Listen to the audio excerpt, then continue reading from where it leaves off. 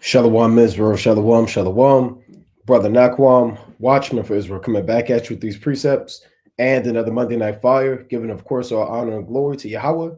Bahashima Mashiach Malaki Bashai, double honors to the elect elders of the house of David that's been in this truth for decades and decades, patiently waiting and laboring for the second coming of our Lord Yahweh Shai. A hearty, mighty Shalom to all of the mighty men of the Most High God who are out there in the highways and byways pushing this truth, magnifying the ministry, presenting their bodies as a living sacrifice, and enduring all things for the elect's sake. Shalom, shalom. Shalom to all of the men that may not be out there in the highways and byways as of yet, but they're working on it. They're getting built up in the spirit. They're praying, they're fasting, they're studying, they're being diligent, and they're abounding in the work of the Lord. Shalom, shalom. Shalom to all of the Akwap out there, the sincere sisters that are out there zealous, diligent, and on fire, moving in the spirit of our righteous foremothers. Shalom to the ancient men. Shalom to the children. Shalom to the elect of Israel scattered abroad throughout the four corners of the earth. And shalom to everybody tuning in live through the spirit and power of Yahweh, Bahashmi Abashah, Benjamin Youngbull, Shalom King, Adasa, Brother Azariah, Shalom, Don Israel Tamid, your Faith Israel, your Pod, Sweet Styles, Elder Daria Wash, Shalom, Ben 7, Shalom King, Marvin Monroe, Shalom, and everybody else tuning in and that will tune in, Lord willing, right? Everybody's very well aware of this government shutdown. We know that that's biblical prophecy, right? The Most High said he would destroy the wise men out of Edom and understanding out of the Mount of Esau, right? In the book of Obadiah, as well as Jeremiah, the 49th chapter. It's the wisdom of Edom when Timon vanished, right? We understand that this society is collapsing. We understand that the Most High has missiles, chariots, and all manner of destruction prepared for Babylon the Great and other major parts of the earth.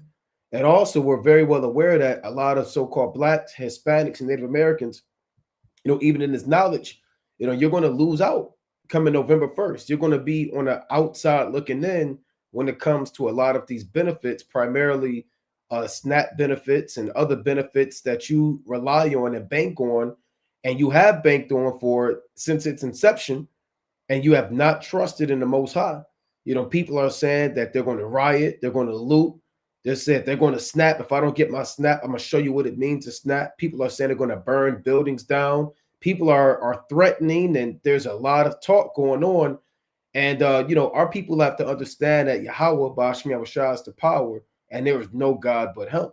Right? That's the first commandment. Thou shalt have no other gods before me. Right?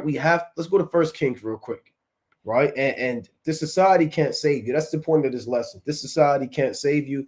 Any brother that's looking for that handout for Babylon the Great to save you, to pick you up back on your feet, to have this economy flourish just for you, just so you can prolong your life as a drug dealer, a weed smoking pimp, as a whore, a harlot, a twerker, a freak, a Negro. If you think that the Most High is going to allow this society to continue just to prolong your wickedness, you'll be a damn fool, man. The Most High is bringing this place down.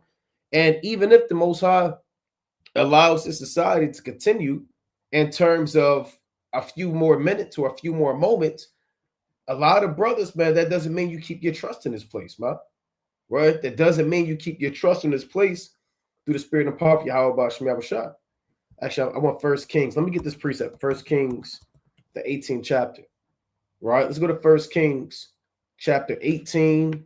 And I'm not going to read this whole account, right? But I'm going to read verse number, let's start at, I'm going to jump down to 36, right? But I'm going to start at 20. This is essentially the competition, if you will, for lack of better terms, the biblical verses, right, that Elijah had with the false prophets of Baal. Now, the competition was, well, whoever's God comes and consumes the sacrifice by fire, let him be the Most High. So you had the false prophets of Baal. They set up their altar. They cut themselves. They leaped upon the altar for hours and hours, and nothing happened. Right? Then Elijah, he began to do his work. Now, I want to read 1 Kings 18 and 20. So Ahab sent unto the children of Israel and gathered the prophets together unto Mount Carmel. And Elijah came unto all the people and said, How long halt ye between two opinions? If Yahweh be the most high, follow him. But if Baal, then follow him. And the people answered not a word. And these are the days where you can't straddle the fence. You can't halt between two opinions. You can't be a double-minded Israelite banking and trusting in a so-called white man to save you, but then you're also trusting in the Most High to save you, man. You can't have an opinion like, well, you know what, man, I know they're going to shut this down and I don't know what I'm going to do. And, you know, I'm at my wit's end and how am I going to survive and my children? And what if they need this? What if they need that? And you're literally in anxiety, having a panic attack and a spirit of doubt because you don't really trust in the Most High. You're halting between two opinions. On one hand, you serve the Most High when it's convenient for you, maybe at a feast day, maybe when it's wine, maybe it's bread, unleavened bread and lamb, or somebody got something on the grill, or it's mirth. But a lot of brothers and sisters, they don't serve the Most High in affliction or adversity. So Elijah called it out. He said, how long are you going to be between two opinions? If Yahweh be the Most High, follow him. If you want to serve Baal or whatever idol or government or God that you want, then follow him. Huh? Hey, the people didn't answer a word, right? The people did not answer a word. They were double-minded. That's why Elijah said that. Now I'm going to jump down to 1 Kings chapter 18 and verse 36. So again, when you read this account, the false prophets, they built their altar, they served their God, they went into their wickedness, and no fire came down to consume the sacrifice. So Elijah did his thing. He digged the trench, he filled it with water, he made the altar, and then he did the sacrifice. That is 1 Kings 18 and 36. And it came to pass at the time of the offering of the evening sacrifice, it's around 3 p.m. or so, that Elijah the prophet came near and said, Lord God of Abraham, Isaac, and of Israel, let it be known this day that thou art the most high in Israel, and I am thy servant, and I have done all these things at thy word. Because at this time, you had major apostasy. A lot of people weren't serving the Most High. Remember, it got so bad, Elijah said that I am left alone. And the Most High had to tell him, hold on, I have reserved for myself 7,000 men which have not bowed the knee to the image of Baal. It was so bad, he thought he was the only one serving the Most High. Right? You had other men had to tell him to say, look, man, I'm feeding prophets by 50 in a cave with bread and water. There are other men that are still serving the Most High, but it was so bad, Elijah thought he was the only one. Right? Now, let me jump down. I want to get to the point. This is verse 30. I'll read 37. Hear me, O Lord, hear me, that this people may know that thou art the Lord God, and that thou hast turned their heart back again. Then the fire of the Lord fell and consumed the burnt sacrifice, and the wood, and the stones, and the dust, and licked up the water that was in the trench. And when all the people saw it, they fell on their faces, and they said, Yahweh, he is the Most High. Yahweh, he is the Most High. Huh? And it shouldn't have to take a miracle and a sign for you to know that Yahweh is the Most High. It shouldn't have to take, and this would, I mean, the Most High is doing this according to his will. It shouldn't have to take you not having food stamps, or you not having government assistance, or you not having housing, or you not having handouts from the so-called white man for you to say, well, I'm going to turn back to the Most High. Right? It took the Most High to put the spirit in Elijah to do this miracle by his power in order for the people to come back to the Lord, man. See, our people want to come to the Most High when things are hard or when there are signs or miracles. I guarantee a lot more people, when these food stamps and certain things are taken away, they're going to go to these churches. I got to get my life right with God. They're going to be praying. Millions of Israelites are going to be praying, but they weren't praying 4 weeks ago, man. They wasn't praying prior to the government shutdown. 30-something days ago, man. They wasn't praying, 6 months ago when they were celebrating God knows what, man, whatever pagan holidays was around. A lot of people are only turning to, now, there's no sin in turning to the Most High. You're supposed to turn to the Most High. But the Most High sees the insincerity and those who only cleave unto him in adversity, but they don't cleave unto the Most High, even in days of prosperity, or even in days of mirth, or even in days of joy. So you're going to have many people that call upon the Most High, and everybody's not, I'm going to tell you straight up, everybody's not going to be taken care of. Huh? Some people are going to be caught out there, you know, and they're going to have to deal with it. Some people are going to be caught out there. Let's go to the classic in Psalms, chapter 62, right?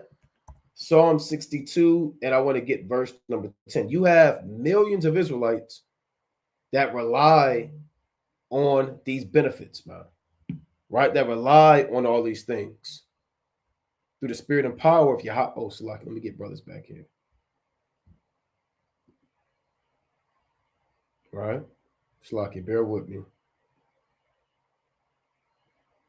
Shalom, King. Shalom, shalom. How you feeling? I'm right. How you feeling? Y'all watch me. Shalom. Shalom. Y'all watch me. Shalom. All is well. No need to complain. Shalom, y'all done. Shalom, y'all done. I praise to the Most High. Shalom, Kings. God. Let me get this real quick. This Psalm chapter 62 and verse number 8.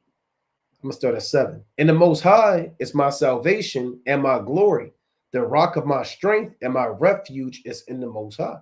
So rather you go through affliction or rather you're in prosperity, no matter what time of the day, nighttime, daytime, summertime, wintertime, within, without, you're rich and you're poor, the Most High should always be your strength and your refuge.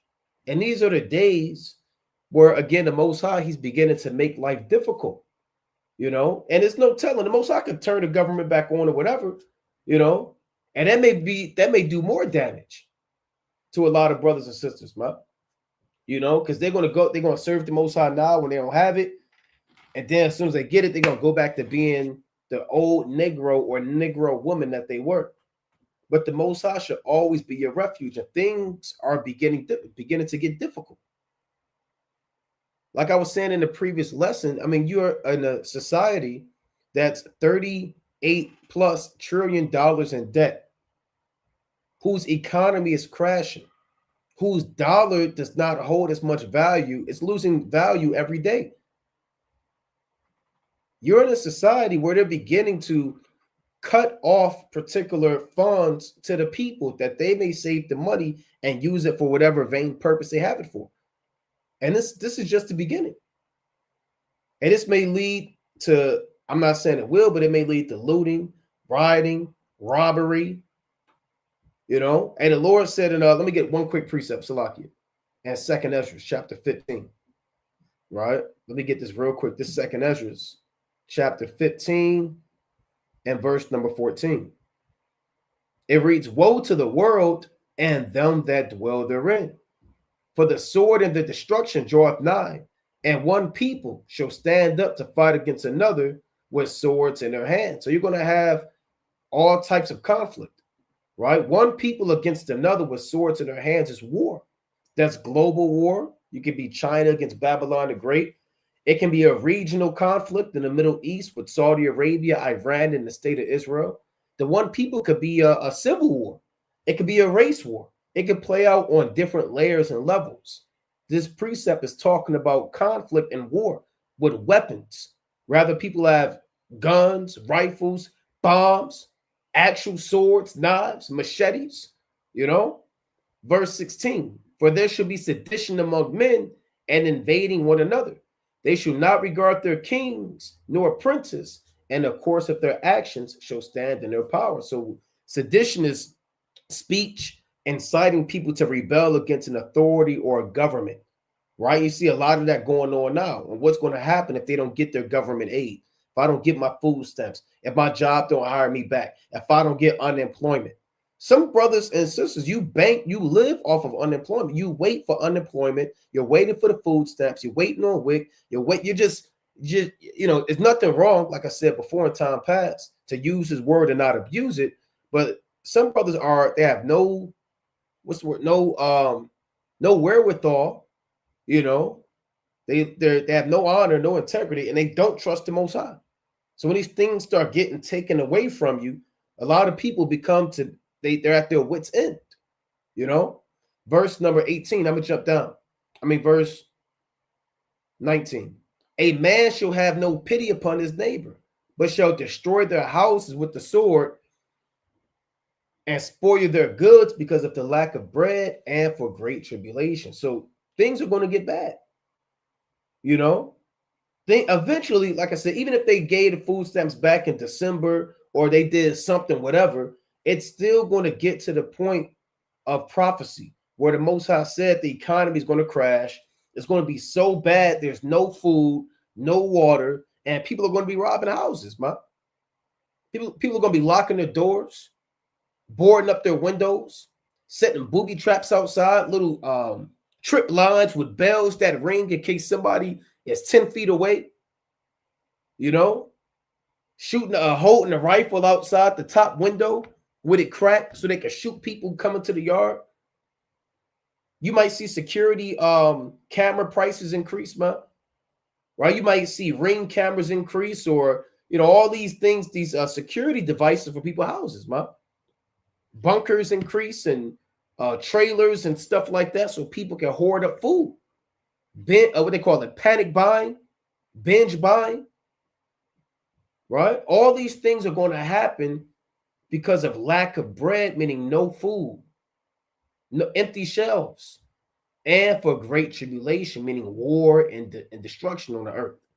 Right? So be mindful of what the Most High is doing on the earth. Let the Most High be your refuge. Trust not in oppression, huh? Right? And I'm going to just finish this real quick. I had it in verse 10.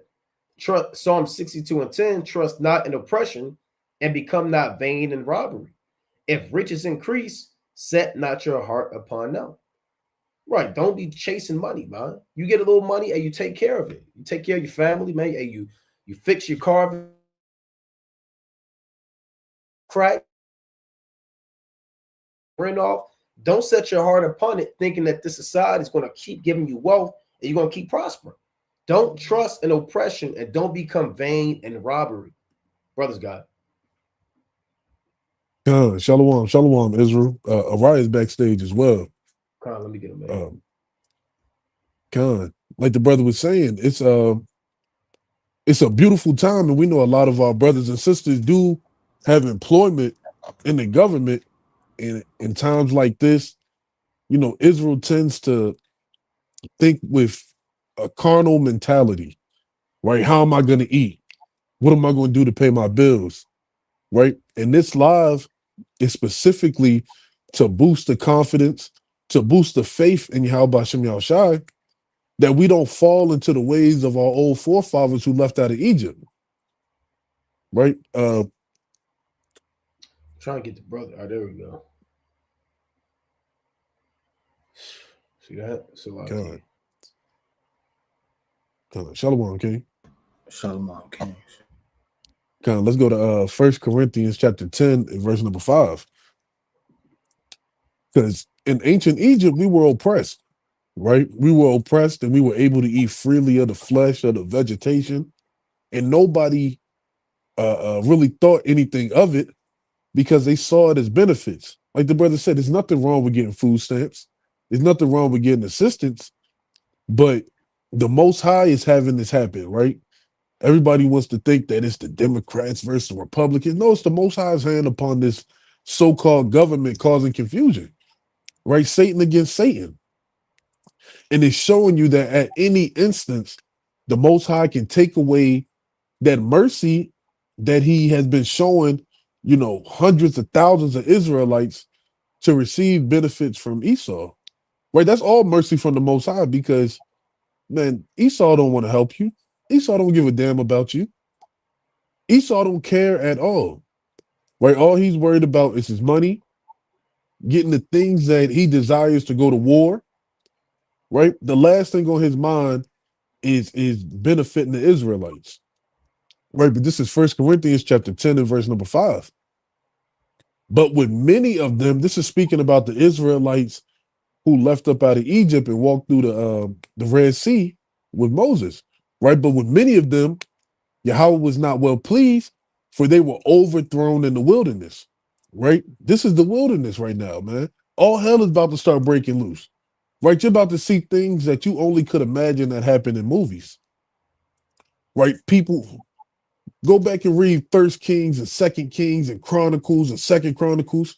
How when famines hit, right? How the people acted, right? They were boiling up their children, eating dung, right? You're gonna start seeing these days happen more. It's gonna be increasing, right? Desperation calls for desperate measures, right? Verse number 6. Now these things were an example to them, or so like you were. Now these things were our examples to the intent we shall not lust after evil things as they also lusted, right? So a lot of our people, when times get tough, they start thinking like the old man, right? They let their friends or family members tell you, you know, you got to eat. You know, you got to do what you got to do, which is true to an extent. But first and foremost, you have to trust in Yahweh Shem Shai. When have you ever seen the righteous begging for bread or the children begging for bread? Right? When have you ever seen the righteous overthrown? The Most High didn't have his hand upon them. And that's when you got to worry, is my faith being shown by my works? Am I doing what I have to do when no eyes are on me? Right? Because you could be righteous in the sight of 100 Israelites, but the Most High and the angels are observing everything. Right? Let's go to Numbers chapter 11 and verse number 5.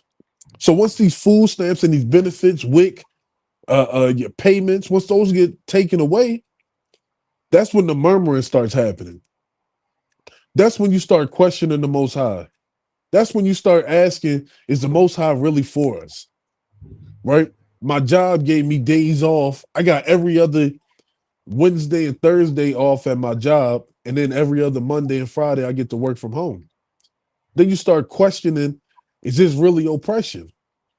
Am I really a slave in America? Right? Is captivity really that bad?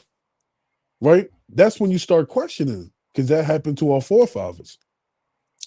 Right? This is Numbers chapter 11. I'm going to start at verse number 4.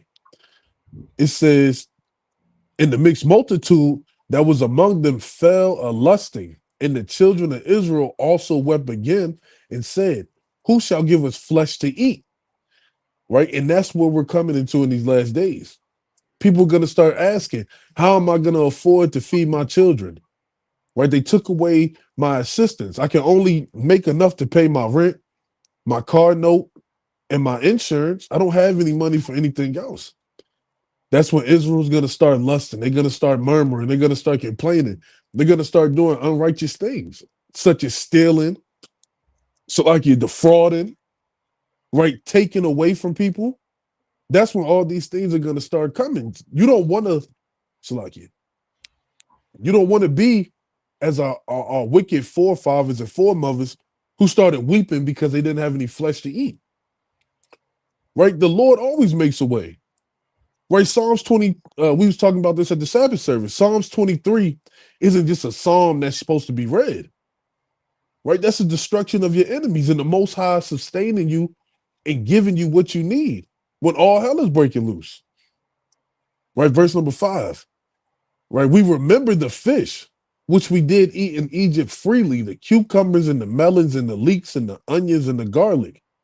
Right? So your mind starts racing and you think about all the benefits that you had. Yeah, my SNAP card was $1,400 a month. I remember being able to buy lamb so I could cook it on the feast days and the new moons, and I got it freely. I remember all the benefits that Esau gave to me because his kingdom was so beautiful.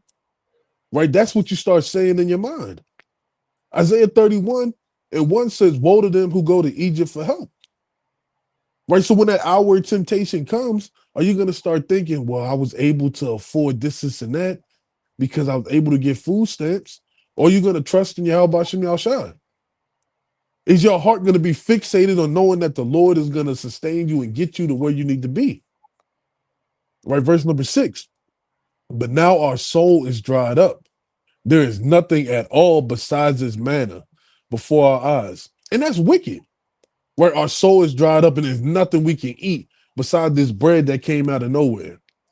Besides this gift from the Most High.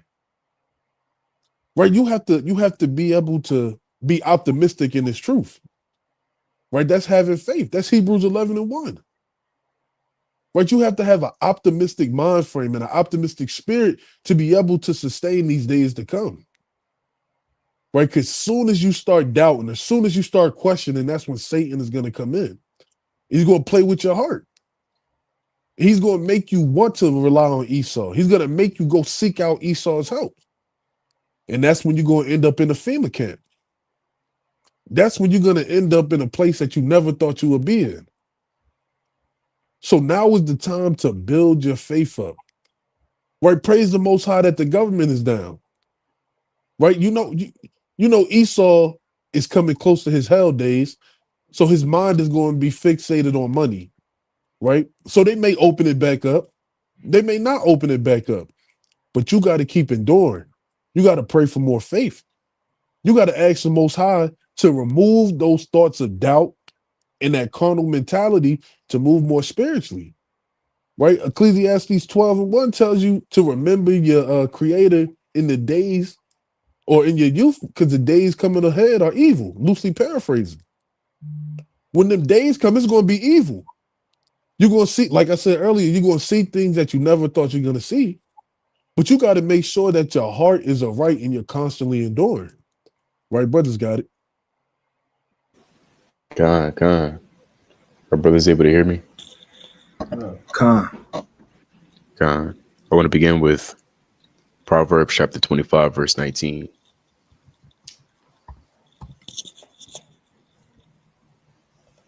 Mighty points brothers are bringing out. It reads, confidence in an unfaithful man in time of trouble is like a broken tooth and a foot out of joint. And what is Trump but an unfaithful man? His entire administration has been nothing but unfaithfulness. I mean, the entire history of America has been unfaithful towards the so-called Blacks, Hispanics, Native Americans, the real Israelites. So to believe that now is the time to place your trust in these so-called leaders will be complete foolishness. America is a house, and it's a house divided. I want to get another precept in Lamentation chapter 4, verse 17. Now the Lord has a house. The Lord said, my father's house, there are many mansions. The scriptures is a house. It's comfort. You get food, you get water. You have everything that's sufficient enough for anybody to grow. But in Lamentations 4:17, it reads this, as for us, our eyes as yet failed for our vain hope. In our watching, we have watched for a nation that could not save us. America is that nation that will not save you. It doesn't matter how many times you voted. They don't care how many times you paid taxes. It doesn't matter how many times, you stayed late after work. America will be that nation that will not save you, despite all the efforts that you put into it. A lot of men, women, and children are willing to die for America, willing to die under the banner of red, white, and blue. You're willing to die for a country whose leaders can't come together to consult on a certain bill. This is the nation that you're willing to die for. The same nation that polluted your children's minds to hate themselves. The same ones that killed your sons and your brothers and your fathers. You have to be nothing but a fool to hope that America can save you, that your job can save you, that these certain entities and institutions can deliver you. Again, as for us, our eyes as yet failed for our vain hope. So is vanity, hoping, waiting that the so-called white man will save you. In our watching, we have watched for a nation that could not save us. So no nation upon this earth will ever be able to save you from the hands of the Most High God and what he has planned for Babylon. I want to get two more, Lord willing. Isaiah chapter 30, verse 1.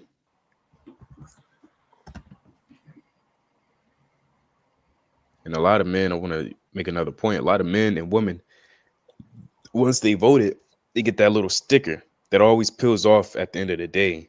It reads, I voted, did you? Some people, they worship politics, the Democrats and the Republicans, and they go as far as they going online, going on Amazon, buying a little banner, buying a flag, and then posting in front of their yard as if they're contributing and or making a change in society, as if that matters in the eyes of the Most High God. It reads in Isaiah 30:1, woe to the rebellious children. And a lot of Israel, you're going to be rebellious, not only in the days to come, but in these days as well. Some men are going to be hearing this and still not give a damn. Some men will have the opportunity. Everybody's going to have the opportunity. By everybody, I'm speaking in respect to Israel. You're going to have the opportunity to repent and hearken to the voice of the Lord. Thus said the prophets on highways and byways, and you're still going to rebel against the words. Woe to the rebellious children, said the Lord, that take counsel, but not of me, and that cover with a covering, but not of my spirit, because every man and their family and neighbors are moving under America's covering and spirit. They're moving under these wings of the Republicans and Democrats, praying, Lord, please allow these men to pass this bill. Lord, please allow Trump to take his hand off the button, but not of my spirit, that they may add sin to sin. Because it's idolatry. That's spiritual lust and perversion to seek after another God. Because men worship America. Just last week, in America, you got these other nations drunk. These other nations, if they had what do they call it? A blow test? I mean, Yeah, the sobriety test. Sobriety test. If these nations, if these nations took a sobriety test, it'll break the machine. Last week, we saw a Moabite. We was inquiring, whatever the case was. And he lifted up his ankle or lifted up his pants and it was a money sign tattoo. He said, yeah, I worship this. This is my land. And we was confounded. He said, yeah, I love money. And that's what America has done to these nations, to love money. And when you love money, you're going to love the place that you work because you had a decent paying job. So everything's connected. But I digress to read on in verse 2, that walk to go down into Egypt and have not asked at my mouth, to strengthen themselves in the strength of Pharaoh and to trust in the shadow of Egypt. When was the last time you asked the Lord, Lord, please allow me to have a job to provide for my house? A lot of men, they just rather in the world, notably, they'll ask Esau. They'll call it, whatever place they need to call, they'll call them 10 times a day, 5 times, write letters, write emails, voice their complaint on TikTok. When was the last time you prayed to the Most High that something can happen? Verse 3, therefore shall the strength of Pharaoh be your shame. So whatever you trust in is ultimately going to be your shame. That Pharaoh, this modern day Pharaoh, Trump and his administration, they are going to be a lot of men, women, and children's shame. And the trust in the shadow of Egypt, your confusion. The Lord said that's going to be your confusion. And that's deep. I believe I had one more I wanted to get.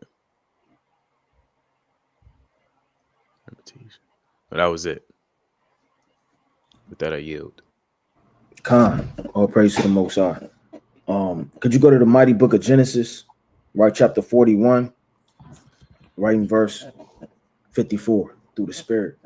And like the brothers are bringing out mighty points, it really all boils down to faith, right? It's not about how much knowledge you know. It's not about who you know. It's not about where you are. A lot of people in this truth think that just because they're in a popular city where they could go hear the word of the Lord, the Most High dealing with them more, right? Or they know somebody in a camp, or they're in a camp. None of that has anything to do with anything. Really, when it's all said and done, like the Lord said, shall he find faith on earth? This is the book of Genesis, chapter 41, and verse number 53. And the 7 years of plentifulness that was in the land of Egypt were ended. And we're coming into those days, man. What is the plentifulness in the spirit? Your cookouts, people going to parades, you going into the bar, you going into all eat buffets, you having fun, you at the feast days. This is the plentifulness of the fat of the earth that people are enjoying, man. They go to the grocery store, they see 1,000 chicken wings, cabinets full of stock. They see all of these things, and it's the plentifulness of Egypt. But once that starts to end, verse 54, and the 7 years of dearth begin to come. And like brothers are bringing out, when it begins to come, people are going to be yanking out their hair. And it's really going to bring them to an estate that they've never been in life. I don't know anybody in this world personally that have ever been through a famine. Now, maybe you've been poor. Maybe your mother couldn't, feed you for dinner, maybe even breakfast, but you ate lunch.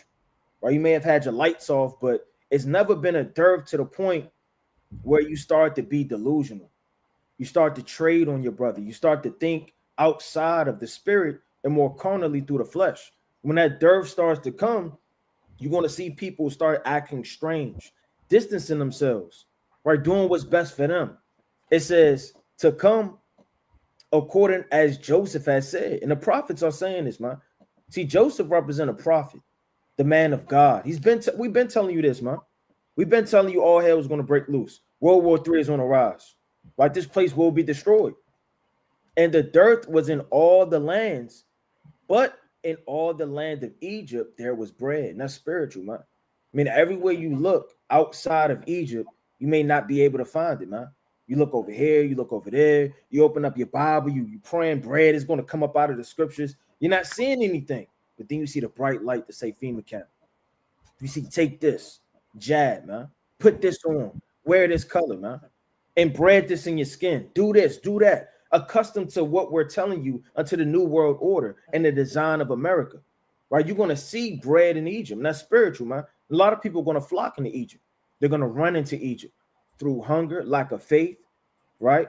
And don't have the mentality you can always repent, because you may not always have that opportunity. You may not see tomorrow, man.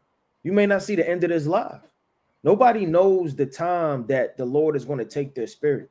So don't have the mentality in those days, oh, I can repent. The Most High is merciful. Because right when you're biting something, right when you're signing up for something, right when you're getting inside of something, could be your death, man. Right then and there on the spot. And there you lie, man. In a true 5 years, 15 years, 20 years, and then you bit the cheese, man. Right at temptation, you gave up, man, in the eyes of the Lord. It says, but in the land of Egypt, there was bread. And when all the land of Egypt was famished, the people cried to Pharaoh. Meaning they're crying to who? Like the brother said, your modern day Donald Trump, right? Your government, the system, snap. You're crying out for help, man. You're crying just like a damn woman, man. Right? You're trying to figure out what you can do. You're losing your sense of pride, integrity, honor, right? The spirit of the Most High is leaving you, and you crying to Pharaoh for bread. And Pharaoh said unto all the Egyptians, going to Joseph, what he said to you do. And the famine was over all the face of the earth. And Joseph opened all the storehouses and sold unto the Egyptians, and the famine waxed sore in the land of Egypt. And all the countries came to Egypt to Joseph for to buy corn, because that the famine was so sore in all lands. And that's what's going to happen. Everybody's going to flock right into this system that's going to feed you, so-called clothe you, take care of you, and that's going to be your God, man. You're going to fulfill Hosea, the 2nd chapter, man. Right? Can you pull up this definition, humanism, Baba Gashar? Because a lot of they practice humanism, without even knowing it, right? You could, that's kind of like a bad definition. You can scroll down a little bit, maybe something else. It says humanism is a philosophy that emphasizes human potential, reason, ethics, often focusing on human well-being and concern for humanity. See, people are more concerned for humanity instead of wanting it to end.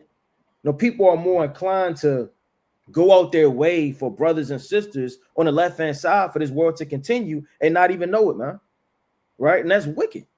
It says the focus on human well-being. Why are you focusing on these other nations? Right? You told your father, your uncle, your cousin, your sister, your auntie 50 times they're not getting this truth, man. Are you going to let your love for them hold you back from the kingdom? There's certain things, as prophecies increase, the love of many is going to wax cold. And that's not always a bad thing, man. The Lord told Jeremiah, pray not for this people.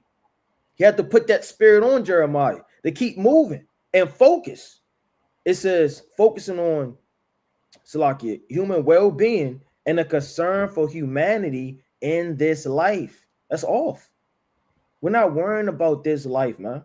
We're not worrying about the hospitals and how are the people doing. You know, are they okay at the gas stations?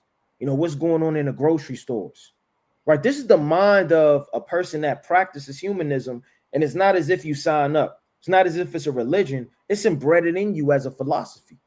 You know, really started by the ancient Greeks. And this is their world, and they, of course, they practice that.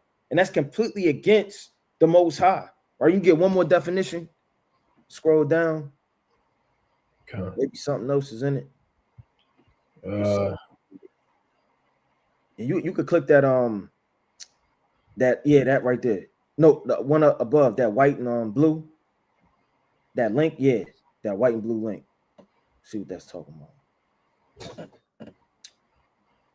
Right, says, you see what it says. What, this highlighted part? Yeah, matter of fact, could you pull it up, Baba Gashar, in the Wikipedia? Baba Gashar. Yeah, because a lot of people, again, they practice this, and you don't want this to be, you don't want this to be you, man.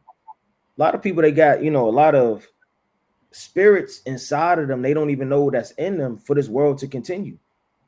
Right? That's perfect right there. That's highlighted. Or anything, really.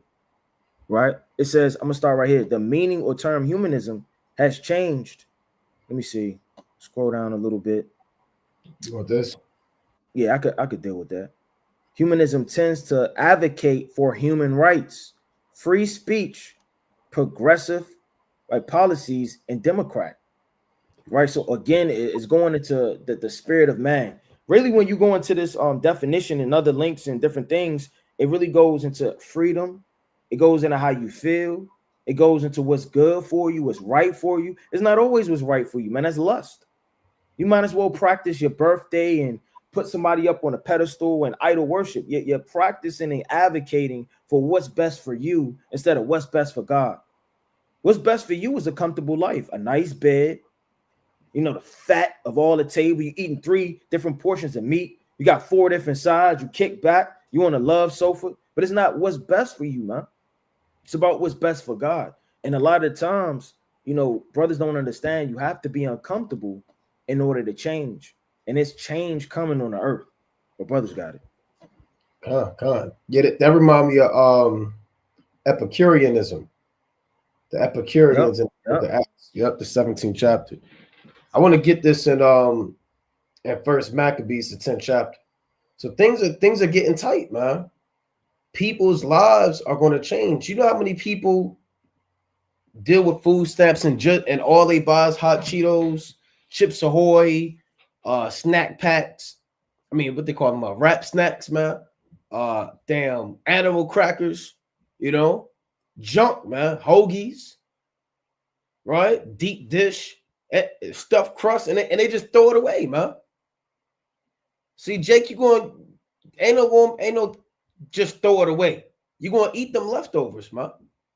You're gonna look at that refrigerator, you're gonna eat everything in there. Brothers are gonna have to learn. Jake is gonna have to learn how to deal with this thing, man. You know, I don't want that. That's just a scrap. You taking your plate, you scraping your half a chicken breast in the damn trash, man. I'll eat tomorrow. If you look up Give it to the dog. You said what? They say just give it to the dog. Give it to the dog, man. Hey, dogs are gonna die. You know, you ain't gonna be spending $25 on whatever your dog name is, Fido, man. For them expensive, they got expensive dog food, man. Right, dog treats. Yeah, gourmet $30 dog treats. Your dog gonna be barking, or you got a king? It's this food is called Blue Buffalo. One bag is like $40. Yeah, your dog gonna be a dog. Hey, in the ancient world, man, they was licking blood off of people, eating crumbs, man. I seen this one Eve, man. Not to digress, like Yaradan said, she made a whole steak for her dog. You know how they do the TikToks, cooking for my dog, whatever. You know, She made a steak, potatoes, carrots. You would have thought that was her dude, her husband. So a lot of people gonna be caught out there. You're gonna have to look at your expenses, brothers. A lot of brothers gonna have to look at your Netflix, your what else Jake got? All these amenities, man. Your stars, your HBO Max, your cinema, you know, that extra bag of damn chips you like to get, man. Your pleasure, they call it pleasure food, comfort foods. You just like to eat and dive into a cheesecake. You ain't gonna have time for all that, man. Life is going to change in the real world, in the real time, very soon, right?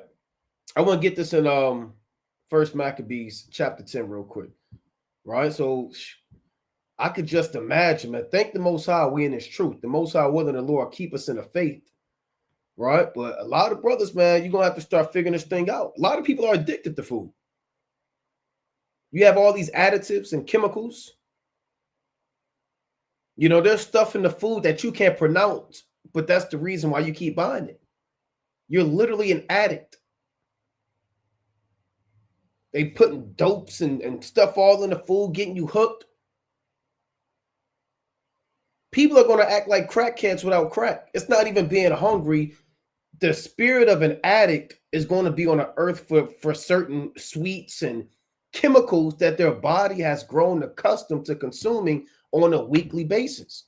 And without those additives and sucrose and all these things that they have, high fructose, it's going to cause a natural spirit of withdrawal and psychological damn spirits on people, man. People are going to bug out. You got buffets where people don't leave buffets, man.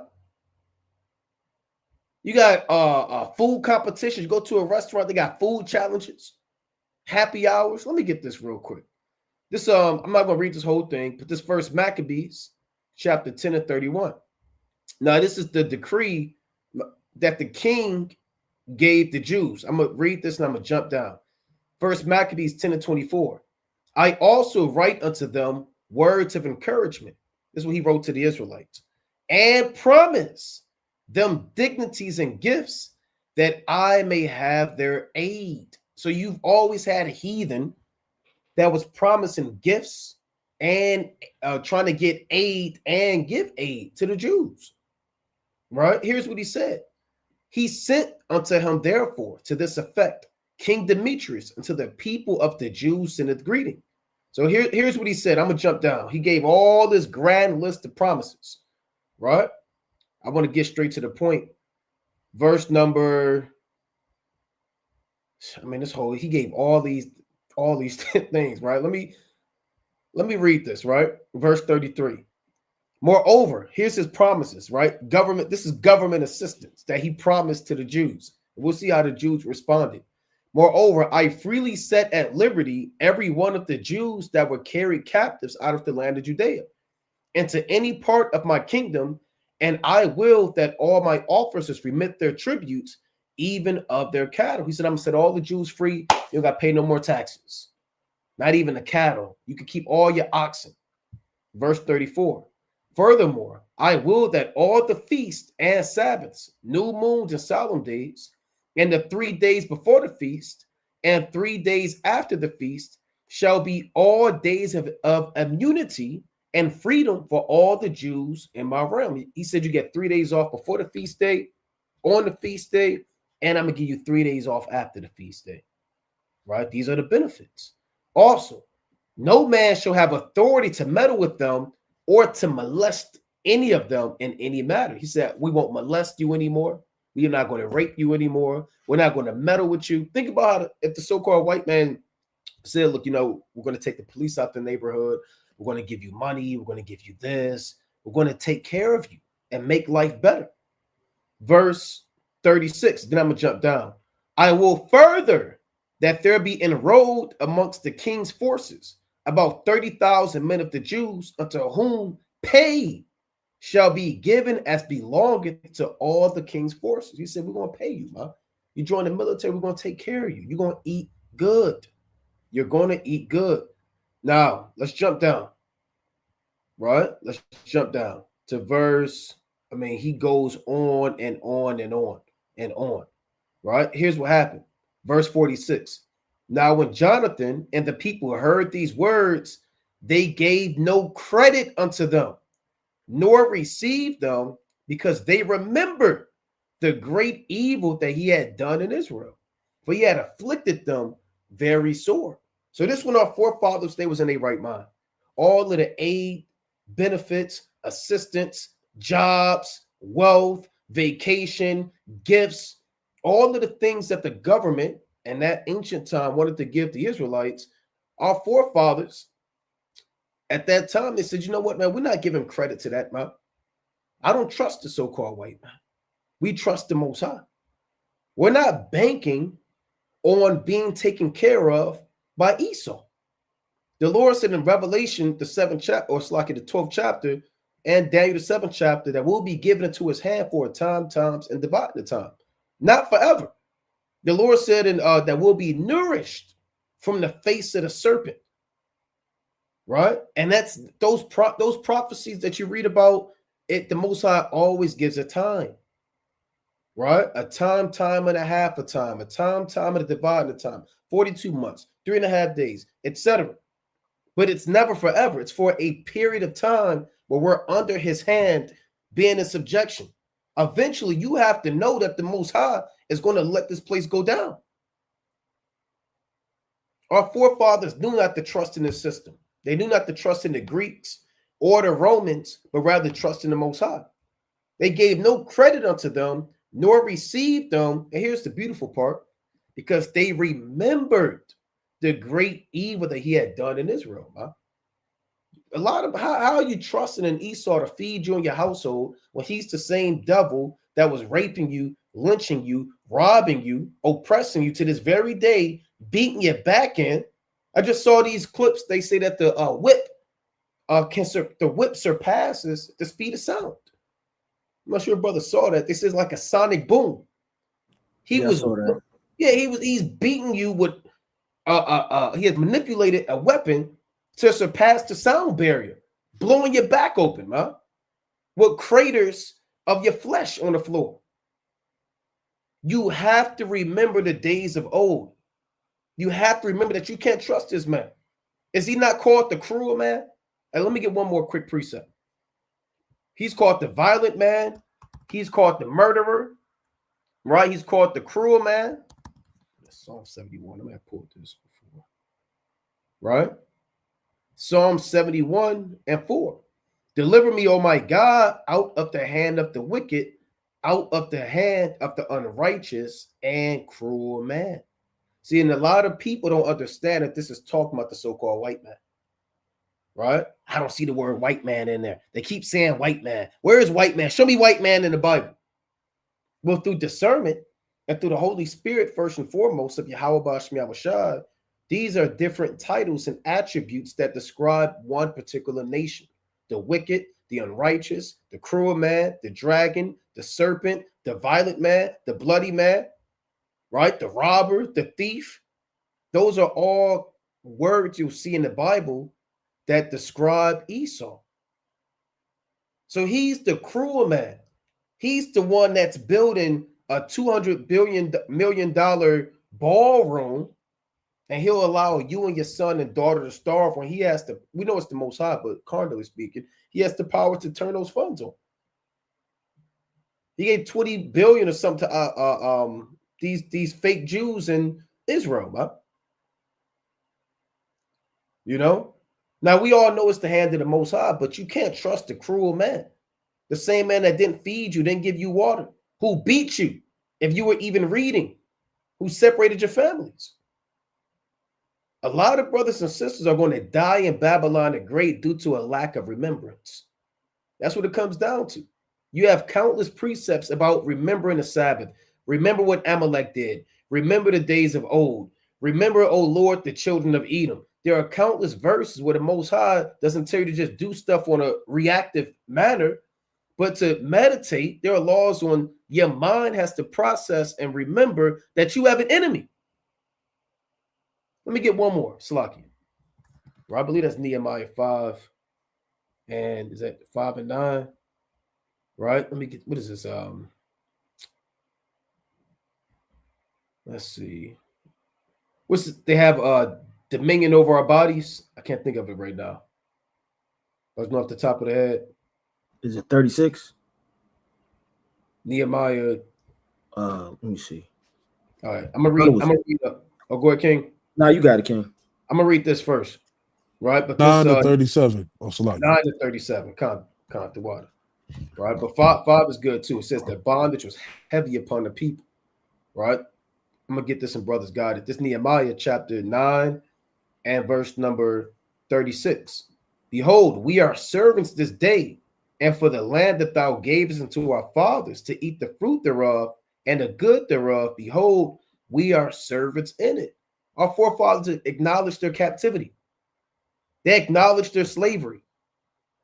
I can't be a slave and know that why I'm in slavery, but in the same mind, trusting the so-called white man to take care of me, instead of trusting in the power who put me in slavery. He's the one that put me in captivity for my sins and rebelliousness. But Jake is going to die due to a lack of remembrance. Verse 37, here's the point. And it yieldeth much increase unto the kings whom thou hast set over us because of our sins. So the land that Nehemiah was in, he was a slave in it. And he said, the same land that you gave me that I'm a slave in is yielding increase to the heathen that's over us because we went off. Also, they have dominion over our bodies and over our cattle at their pleasure. And we are in great distress. This is at their pleasure. Right? This you don't want to fall into the hands. I'd rather fall into the hands of the Lord, man, than fall into the hands of man. For as great as his majesty is, so is his mercy. You done fell into the hands of man. Now you're waiting at their pleasure to do what they want to do. I'll give you guys some money. Maybe not. Here a little bit. Let me take it back. They got dominion over your bodies, man. So brothers got to understand that the power is Yahweh. Bashmi Awashah. The brothers got it. Con. To precept off of that, let's go to Sirach, chapter 16 and 26. Right? And that's a horrible, horrible thing to have to go through, man. You got to wake up at 4, 5 in the morning, drive an hour to go to work, right? Labor at a job where you're making another man rich. He's eating up the substance that you're supposed to be bringing in off the works of your back, right? That's all judgment of the Most High, right? When you start to put captivity into like perspective and really see it for what it is, it should make you mad. Oppression should make you want to choke somebody out when you're at work. Now, we're not advising you to do that, but that's how you should feel when you clock in at work, when you're sitting at your desk, when you're in the warehouse, when you're driving a truck, when you're on the forklift, right? You may be a nurse when you're helping these patients. It should really eat you up, right? This is Sirach chapter 16. Oh, you got it, King. Oh, real quick, Slocky, now that you said that, you got Jake or Eve nurses and doctors. They have to keep the white man alive. They have to. That's their job, to keep the white man alive. God, and it even worse, you have nurses that work at houses. They get hired to be private nurses.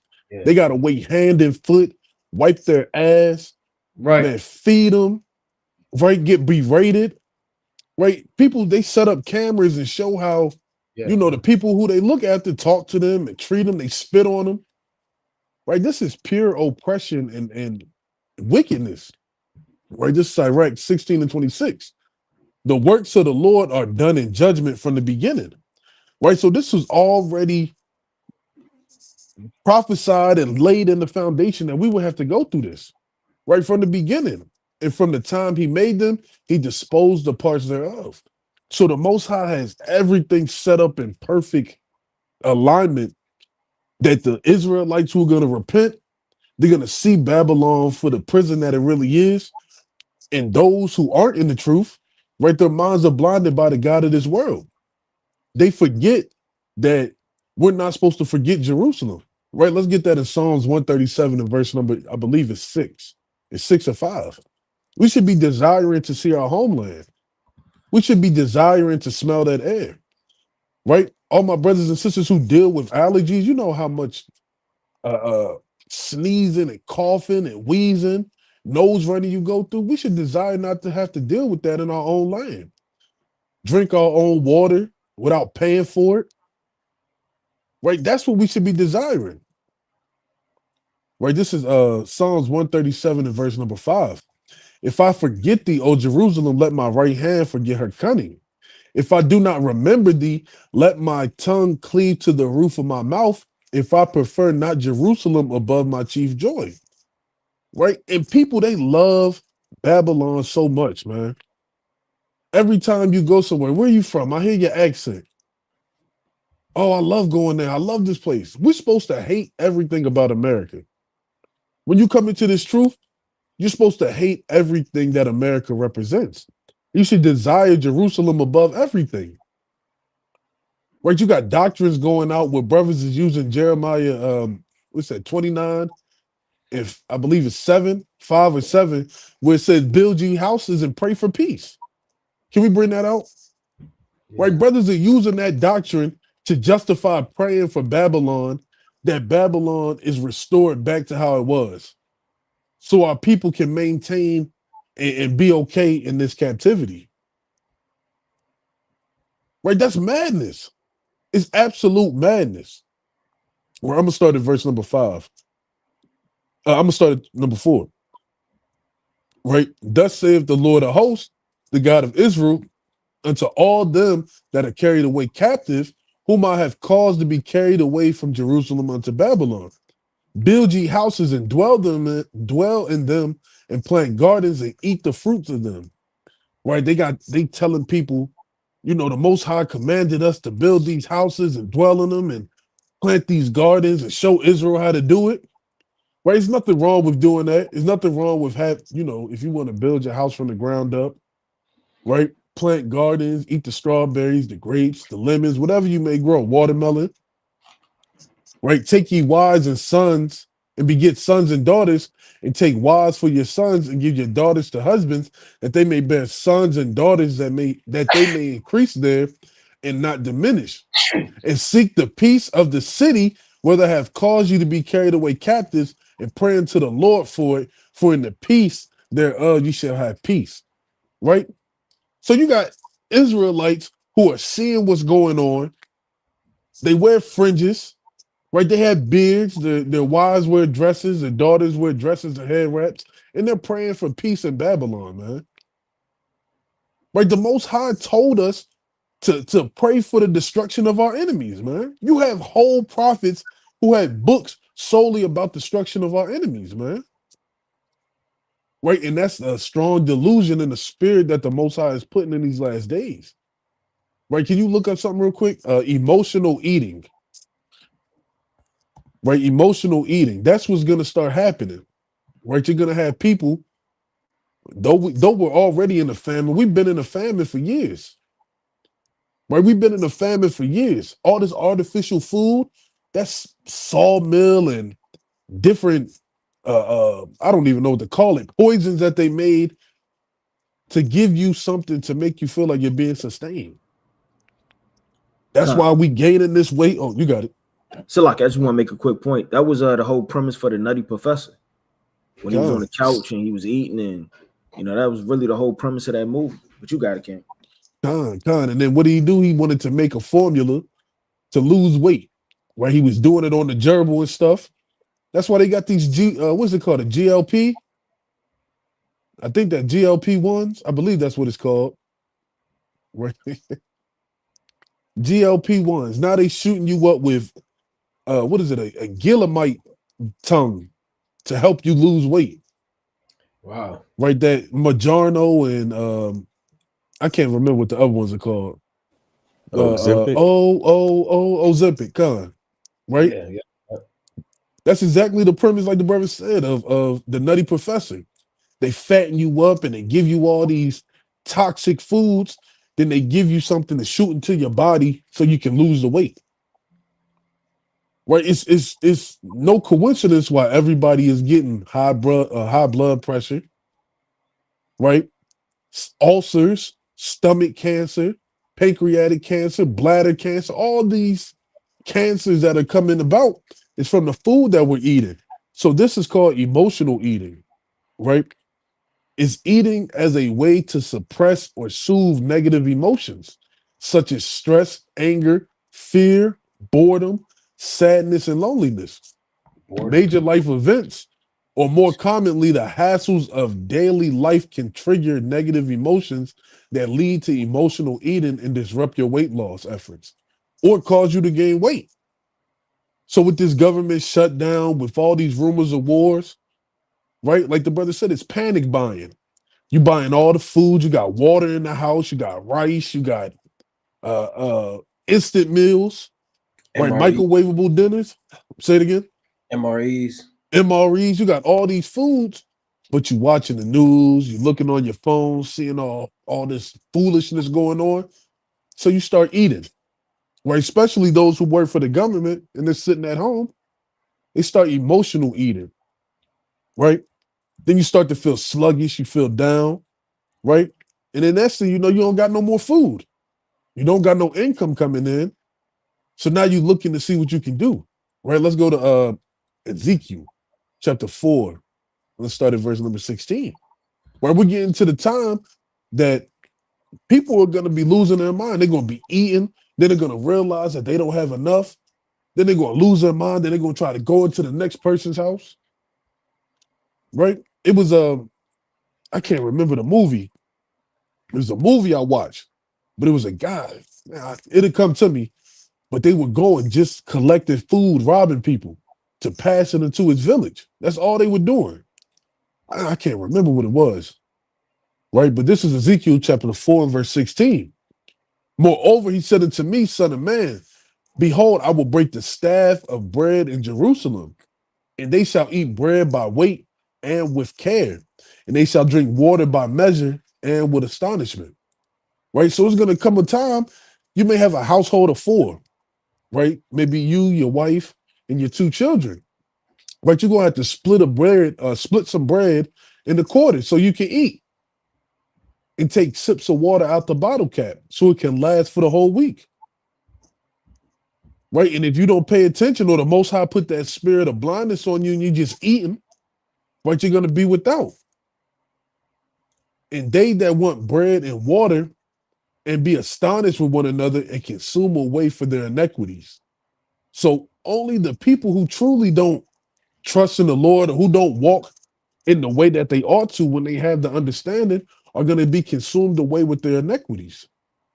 Right? You're going to be consumed away with the measure of man or woman you were when you had the opportunity to be perfect in the sight of Yahweh Shem Yahushua.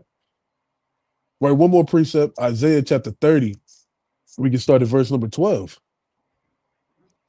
Right? Because these days are coming. These days are coming. If you're not adding to that spiritual bank, right, doing the work that you're supposed to do, you're going to see the fruit of your labor. Right? The Lord told us, my servant shall eat, but you shall hunger. My servant shall drink, but you shall thirst. The Lord is already laying out the blueprint. It's an open book quiz. You're not a servant of the Lord, what's going to happen? You're going to thirst, you're going to hunger. And you're going to seek for other ways to heal outside of the Most High. And that's when destruction is going to come. Right? 2/3 is a lot. That's a lot. Right? Imagine if you had 3/4 and you took 2 away. You looking like, damn, I'm broke. That's how it's going to be in these last days. You're going to die by the famine. You're going to die by the sword. You're going to die by something if you're not part of the elect. Right? But this is Isaiah chapter 30 and verse number 12. Wherefore thus saith the Holy One of Israel, because ye despise this word and trust in oppression and perverseness. Right? And we see this every week. They despise the words of the Lord. They walk past, I know God. I go to church every Sunday. Yeah, I know God, but I don't have time to listen to the word. Right? And perverseness, man. It's a lot of perverseness. Everywhere you turn on TV, it's a whole bunch of sodomites. Can't watch nothing Tyler Perry. Definitely can't watch nothing on these Disney Channel or Cartoon Network or Nickelodeon. Right? It was a show My kids like to watch. It's called Loud House. Right? The girl went on a date. A little middle school girl went on a date with another girl. Right? You trust in oppression and perverseness. You trust in what Esau is pushing to teach your children and stay there on. You don't look to the ways of the Most High. You stay the course that Esau has showed you to go. Therefore, this iniquity shall be to you as a breach ready to fall, swelling out in a high wall, whose breaking cometh suddenly at an instant. Right? For your disobedience, when you had the words of the Lord in front of you, it's going to be like a dam just exploded in your face and the water is rushing. The way that all this hell is going to happen to you. There's no way to escape the punishment of the Most High. There's no way to hide when you're in your iniquity. There's nowhere to hide when you're not doing the things you ought to do. So the only suggestion or the only way to be able to be preserved is denying your flesh and walking willingly with Yahweh Shem Yahushua. And until Israel can do that, we're going to hear all these complaints from these, we call them nigger women and effeminate jakes talking about, if only y'all would have voted this way, we would have been all right. If only y'all would have turned out at the voting booths, we would have been okay. We wouldn't have been okay. We're not going to be okay in this land ever. And until Jake understand that, we're still going to be seeing people fall day by day, minute by minute, second by second, whether it's by the hands of our own people, the hands of the so-called white man and his military or his police force, or by these freaking medicines that they're giving us to keep us continuously sick. Right, but you got it, Kate. Got a quick precept, quick 3 in Proverbs 12 and 7. Oh, that's facts.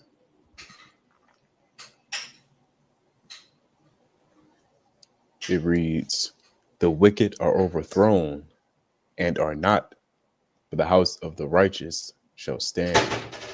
And what makes the house righteous is Yahweh Bashem Yahushai. It's the commandments, it's praying, it's fasting, it's reading, it's studying. It's presenting your body a living sacrifice for the Most High. Now, the house of the wicked will always be overthrown because there's nothing spiritual that's holding that house up. I mean, and that's America, down to the T. That wicked house where nothing spiritual is holding it up. I have another precept in 2nd Esdras, chapter.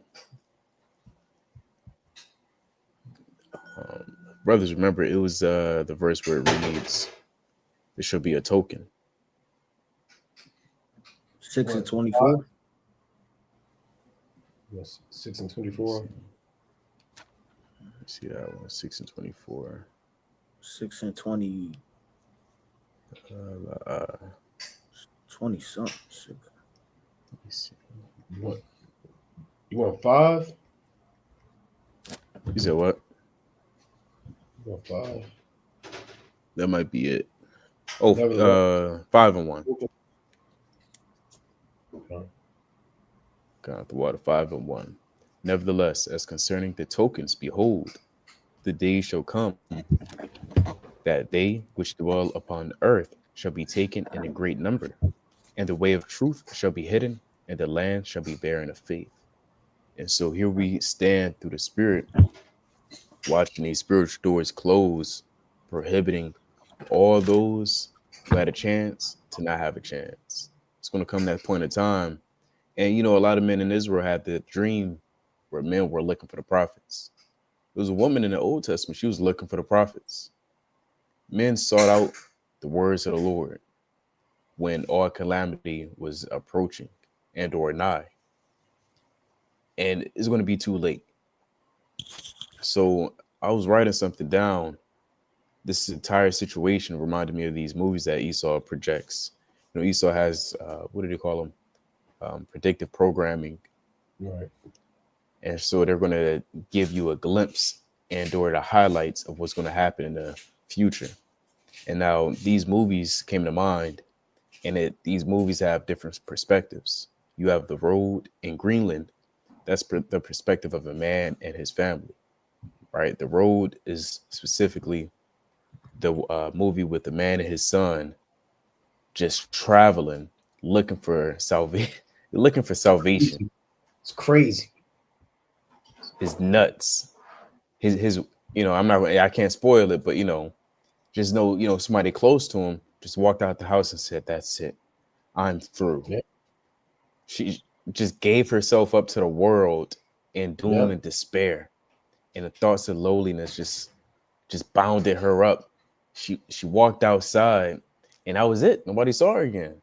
She got eaten up by the world. Whatever happened to her, happened to her. And now it's just him and his son on the road. And it goes into the life of a man and his son in a post-apocalyptic America. And so you see the mindset of men in those days. And they're not nice. Those men aren't saying, "Hey, good morning, Chuck." They're not wearing suits. They're not shaking your hand. They're not asking you about the wife and kids. And if it is, it's because they want to eat them. The Greenland is another good one. There's a part 2 coming out. I'm not sure if brothers are aware. It's a part 2 coming out. That was my top 3 favorite ones. I mean, it's super realistic because, he's in a, without spoiling it, he's an architect of some sort. And he got a notification on the phone. It said, "You have been selected to be preserved during this great calamity." His friends and neighbors like, "What's that? What's going on?" Everybody scratching their head. Well, why didn't I get a phone text? Where's mine? And the intensity of the room kept elevating and elevating. And so he's telling his family to just come close. And they slowly just start creeping out the house and hop in a car. And then he just banging on the window. Hey, I got a grandmother. I got a grandkid. People are holding up their babies. "Take my baby. Save him." And so, you gotta watch the movie. But then you got Civil War. That's the perspective of reporters in that day of doom. Because there's going to be so many things happening at once. And every man is going to be able to experience every situation. You may be that man in a road or Greenland. Perhaps you're that reporter or influencer in Civil War, where you have a gun in your head and they ask you, "Well, what type of American are you?" And then you got the House of Promise, right? What's that? Oh, it's like it, House of Dynamite, right? That's the one knock one percent earlier. You got a new movie coming out, The House of Crazy. Dynamite. This is Dynamite. crazy. And that trailer is intense. It looks very real. It looks super realistic. And this is going into the perspective of the presidential administration. Not every man is going to experience the intensity and the heat of the day in that room, save those that are in it themselves. They're stressing out. I believe somebody in the trailer said, is this what my life? He said something crazy. He said, is this it? He was pretty much like, "Is this it? I spent my life for this? You spent all that money for this?" Because they talk about money on missiles, and he said, "This is what $300,000 billion bought us, and they can't save us." Look at them; they look stressed. This room paints the picture of misery and despair and confusion. Look at all of their faces looking confounded. This is a perfect representation of America's military might. And then you got the Book of Eli, the classic, as well as I Am Legend. That's the perspective of a man being by himself. You might be alone. You just might be that your family, your household may perish, and it's just you with dark sunglasses and a shotgun on your back and a dog next to you. And you're in a long trench coat, looking like this. Just looking everywhere, man. Looking deep into the horizon of nothingness. That was the whole movie, pretty much. Him looking into nothingness. And then you got the movie Don't Look Up. That movie Don't Look Up. I mean, real quick, in that movie, Book of Eli, they was trading sanitizers for napkins. Hey, Basic, low-level carnal commodities. You got it. so like real quick, you have women, and it's gonna happen. Women selling their bodies, for food and for protection. Men read Judges and Genesis and think those accounts were a little too prehistoric and unrealistic. And I'm speaking towards the account of men knocking on the door asking for other men. You don't think that's going to happen in these days? You don't think women, everybody's just going to get whatever people are dealing with on a carnal level. Some people would deal with gambling. Some people deal with lust. Some people would deal with this. You don't think that's going to get elevated to the 10th degree? A man is going to see, Esau is going to see a dog and just lose his mind. He's going to start smiling and thanking the gods. Because whatever he does, nobody's going to stop him. That was the days of old. Nobody was there to stop that man from chopping up his concubine in 12 pieces. Because there should be no king in that day. And I got one more, if you don't mind looking it up. It's a movie called Don't Look Up. Yeah. Which is another good one. Top 3. And it's going into man's difficulty responding to existential crisis. This is another realistic one as well. Men are just going to still be in la la land, and women just taking photographs, and people are going to be capitalizing off of the end of the world.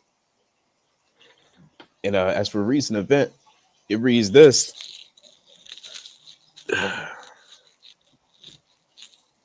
Where does it say? It's loading. The U.S. is seeing the largest number of layoffs since 2020, with nearly 1 million people losing their job this year. It also reads, Amazon to cut as many as 30,000 corporate jobs beginning Tuesday. My so-called plantation just had a BOD meeting. This is where the heads of the company have a strategic direction where they want to take the company and their profits. And that's what these companies are having right now. And they're all deciding, let's cut off everybody, because we seeing all SHIT is hitting the fan. You don't think these companies are noticing tariffs? I got my ear to the door at plantation, and these people are losing their mind. What are we going to do about I literally heard them whisper, what are we going to do about the tariffs? Hey, man, I don't know, buddy. I don't know, but we'll get through this. I've heard this. What are we going to do about the tariffs? I don't know. Just put all your money in the stocks and bonds. Well, I heard I should do real estate. Well, a buddy told me that I should do that. People are losing their mind. Thou shalt not lie. I heard it all. It's crazy. So it's getting real intense. It's getting heated up. And I just want to bring out one last precept and I'll yield. This is Isaiah chapter 31, verse 1.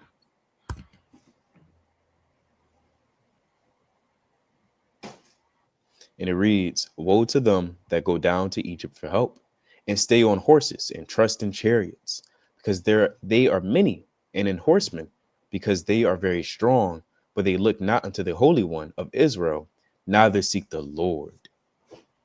So be careful of your surroundings and ask yourself, how many people am I around that's actually seeking the Most High God? That I yield. Another movie is How It Ends, right, with Forrest Whitaker, right? All the airplanes got cut off, the phone services, everything got cut off. And at the end of the movie, essentially it was a nuclear holocaust.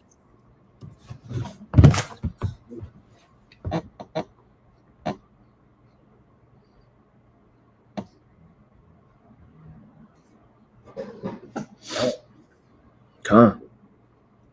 That's right. Let's go to the mighty book of 1 Samuel, chapter 8.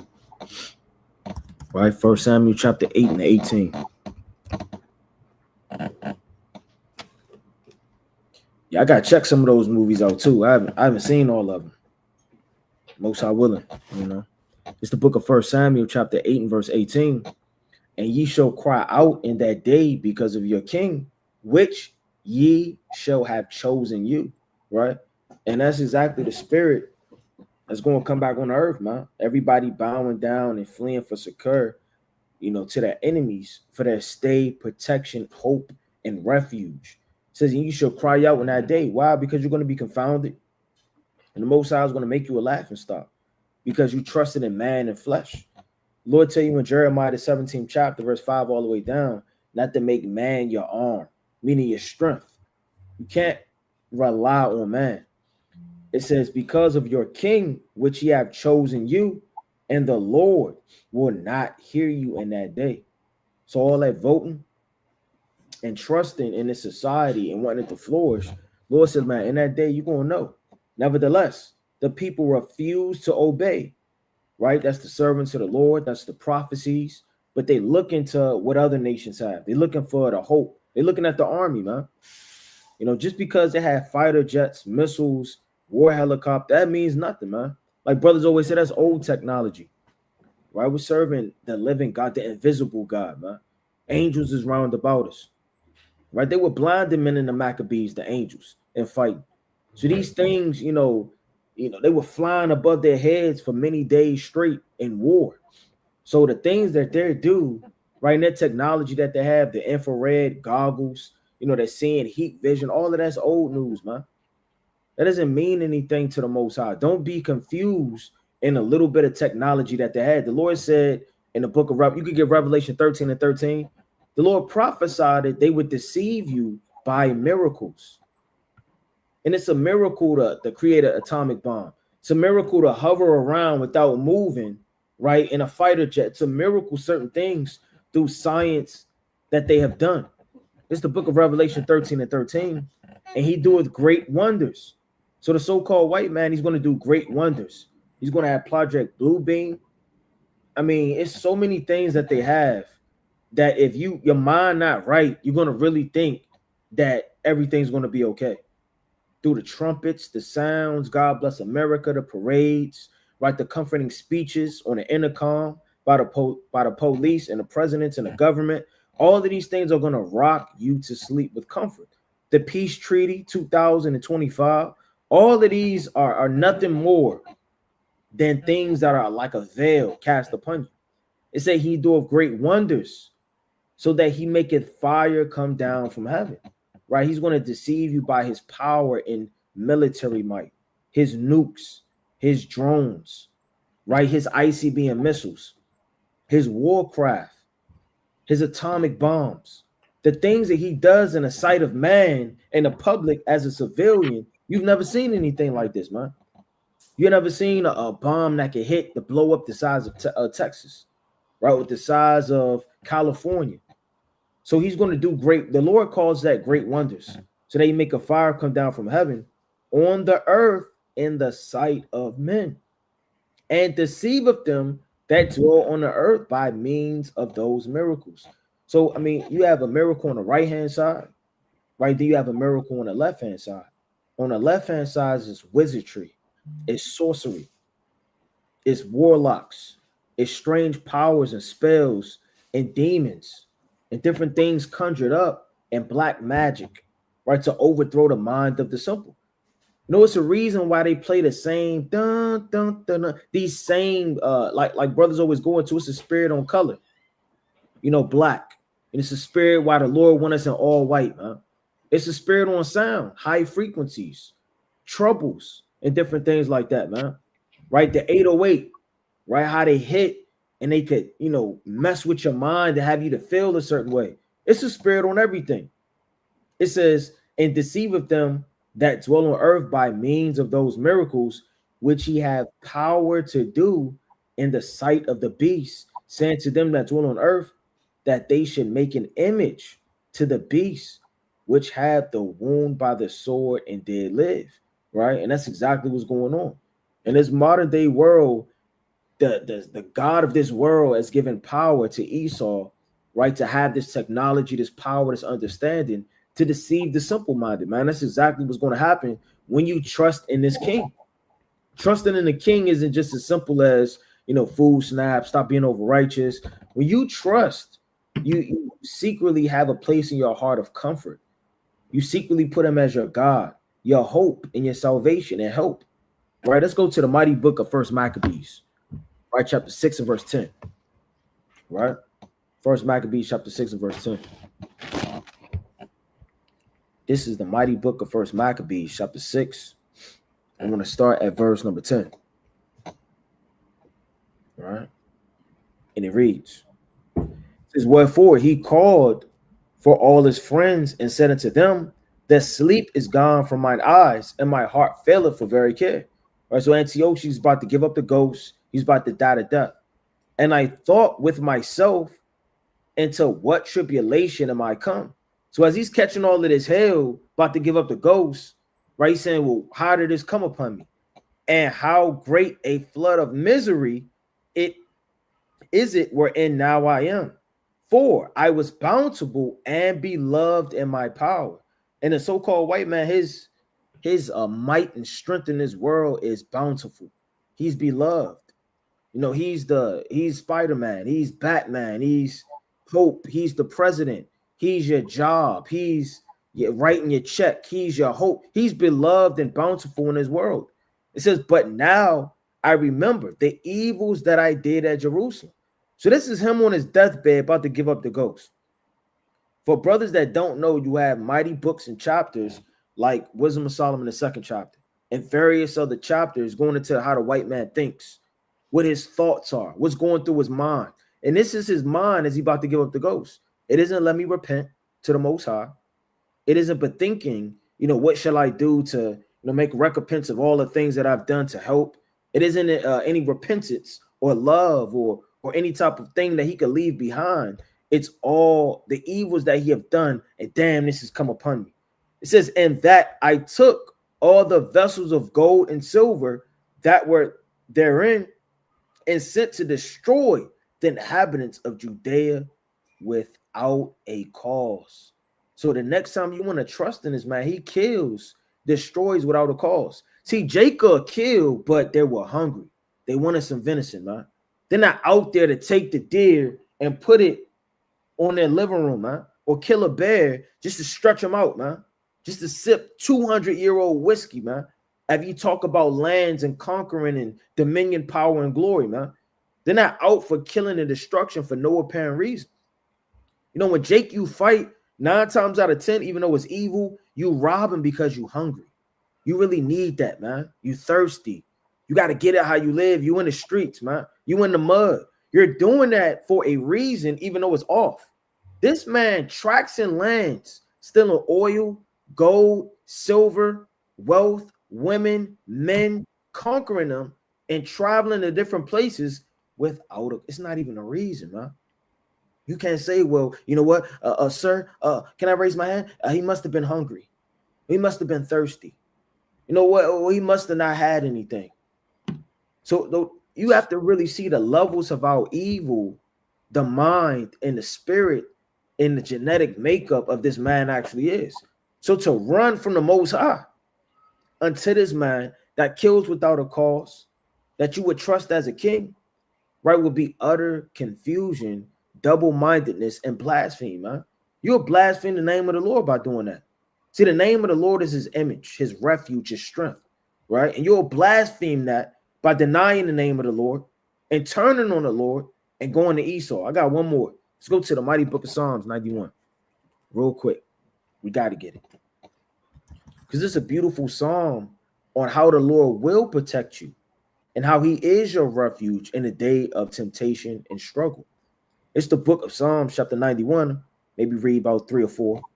It says, he that dwelleth in the secret place of the Most High shall abide under the shadow of the Almighty. And that's not a physical place, not an underground railroad. It's not your favorite teacher's house. That's the refuge. No, the secret place of the Most High is in his faith, in these scriptures, right? Believing that he is. If you dwell amongst the truth and within him, he'll protect you and he'll be, you understand, your refuge. I will say to the Lord, he is my refuge and my fortress, my God, and in him will I trust. Surely he shall deliver thee from the snares of the fowler. It says surely, meaning without a shadow of a doubt. But one thing this precept says, which is spiritual, is that you're going to see the snare of the fowler. You're going to see these things. In order to be delivered from it, you have to be amongst it. You have to travel through it. You don't get delivered from, something that you've never seen and will never encounter. So as you're going through the forest, as the world grows over, man, as food gets scarce, you have to really understand that the Lord has prophesied it, that he will do these things. And two, it's in the book of Second Esdras. This is my last one. I know brothers itching to get in there. That is prophesied that it will be food on the earth, man. So for all you brothers, thinking that well, I'm not Elijah. I don't know if the ravens are going to feed me or how this is going to happen. Go to Second Esdras chapter 16 and verse number 24. The Lord has told you that there will be food on the earth, even when it's a famine, and that's up to the Most High to lead you. The Lord said he's a guide of them that keep the precepts. This verse 24, there should be no man to till, it's like no man left to it's like the earth to sow it, right? To plant, and till the ground. The trees shall give fruit, and who shall gather them? So, I mean, you can't skip over that too. You can't just read about all of the evil. Evil, famine, pestilence, no food. No, the Lord said, look, man, there shall be no man left, right, to till the earth and to sow it. Meaning what, man? You're going to have a lot of fruits, a lot of berries, a lot of herbs. You're going to have fruit in various places, man.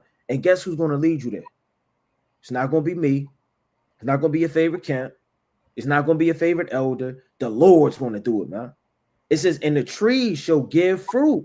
So, I mean, just because pestilence and danger and tribulation is on the earth doesn't stop the Most High yielding fruit and berries and watermelons and different things depending on where you are. And who shall gather them, man? Right? The who is really saying nobody is, but again, in the spirit, if you have ears to hear, only those to whom the Most High leads will eat them. Brothers got it. Yeah, I mean, that's an excellent point to talk on, because the Most High, and Amos put the precept earlier, he said, my servant shall eat. Let me get this in Psalms 37. I want to get this too. Right? See, these are the days, and you can't see, let me get this too in John the 6th chapter. Right? Let me get this first. Right? This is I want to get this in John where Yahweh fed the multitude. Then I'm gonna jump down. This John chapter 6, and I'm gonna start at verse number 9. It reads, there is a lad here which had 5 barley loaves and 2 small fishes. But what are they among so many? Right? Because he's about to take care of the multitude. He's about to feed them, right? 5 loaves, 2 fishes. And Yahweh said, make the men sit down. Now there was much grass in the place, so the men sat down and number about 5,000. And Yahweh took the loaves, and when he had given thanks, he distributed to the disciples, and the disciples to them that were set down, and likewise of the fishes, as much as they would. So Yahweh fed 5,000 with 5 loaves and 2 fishes, right? This actually happened, right? Now I'm going to jump down to, I want to get to where the people came to him, right? This is John 6 and verse 26. Yahweh answered them and said, verily, verily, I say unto you, ye seek me, not because ye saw the miracles, but because ye did eat of the loaves and were filled. So after Yahweh fed the 5,000, they was pressing them out. They had that fish, man. They had that bread, They got full. They ain't ate in a few days. And Yahweh was looking like a come up to him, huh? A meal ticket, an eternal refrigerator, an everlasting freezer, So they were seeking them just to eat. Don't seek the Most High just to eat in the days of famine. When the brother said, well, it ain't going to be no food. Well, I guess if I really want to eat, I guess I got to serve the Most High. Where's that garment? Give me that meat tree and that red book. right? I don't know what I'm reading. God, where's the food at? Don't be a demon, man. Don't be serving the Most High just to eat, man. Just because you don't have any benefits, man. Or that Esau's taking away SNAP and other things that you may have, that you may be accustomed to getting, man, on a monthly or a weekly basis. There's no greater time to seek the Most High, but it has to be in sincerity, right? And without guile and without deceit, coupled with repentance and humility.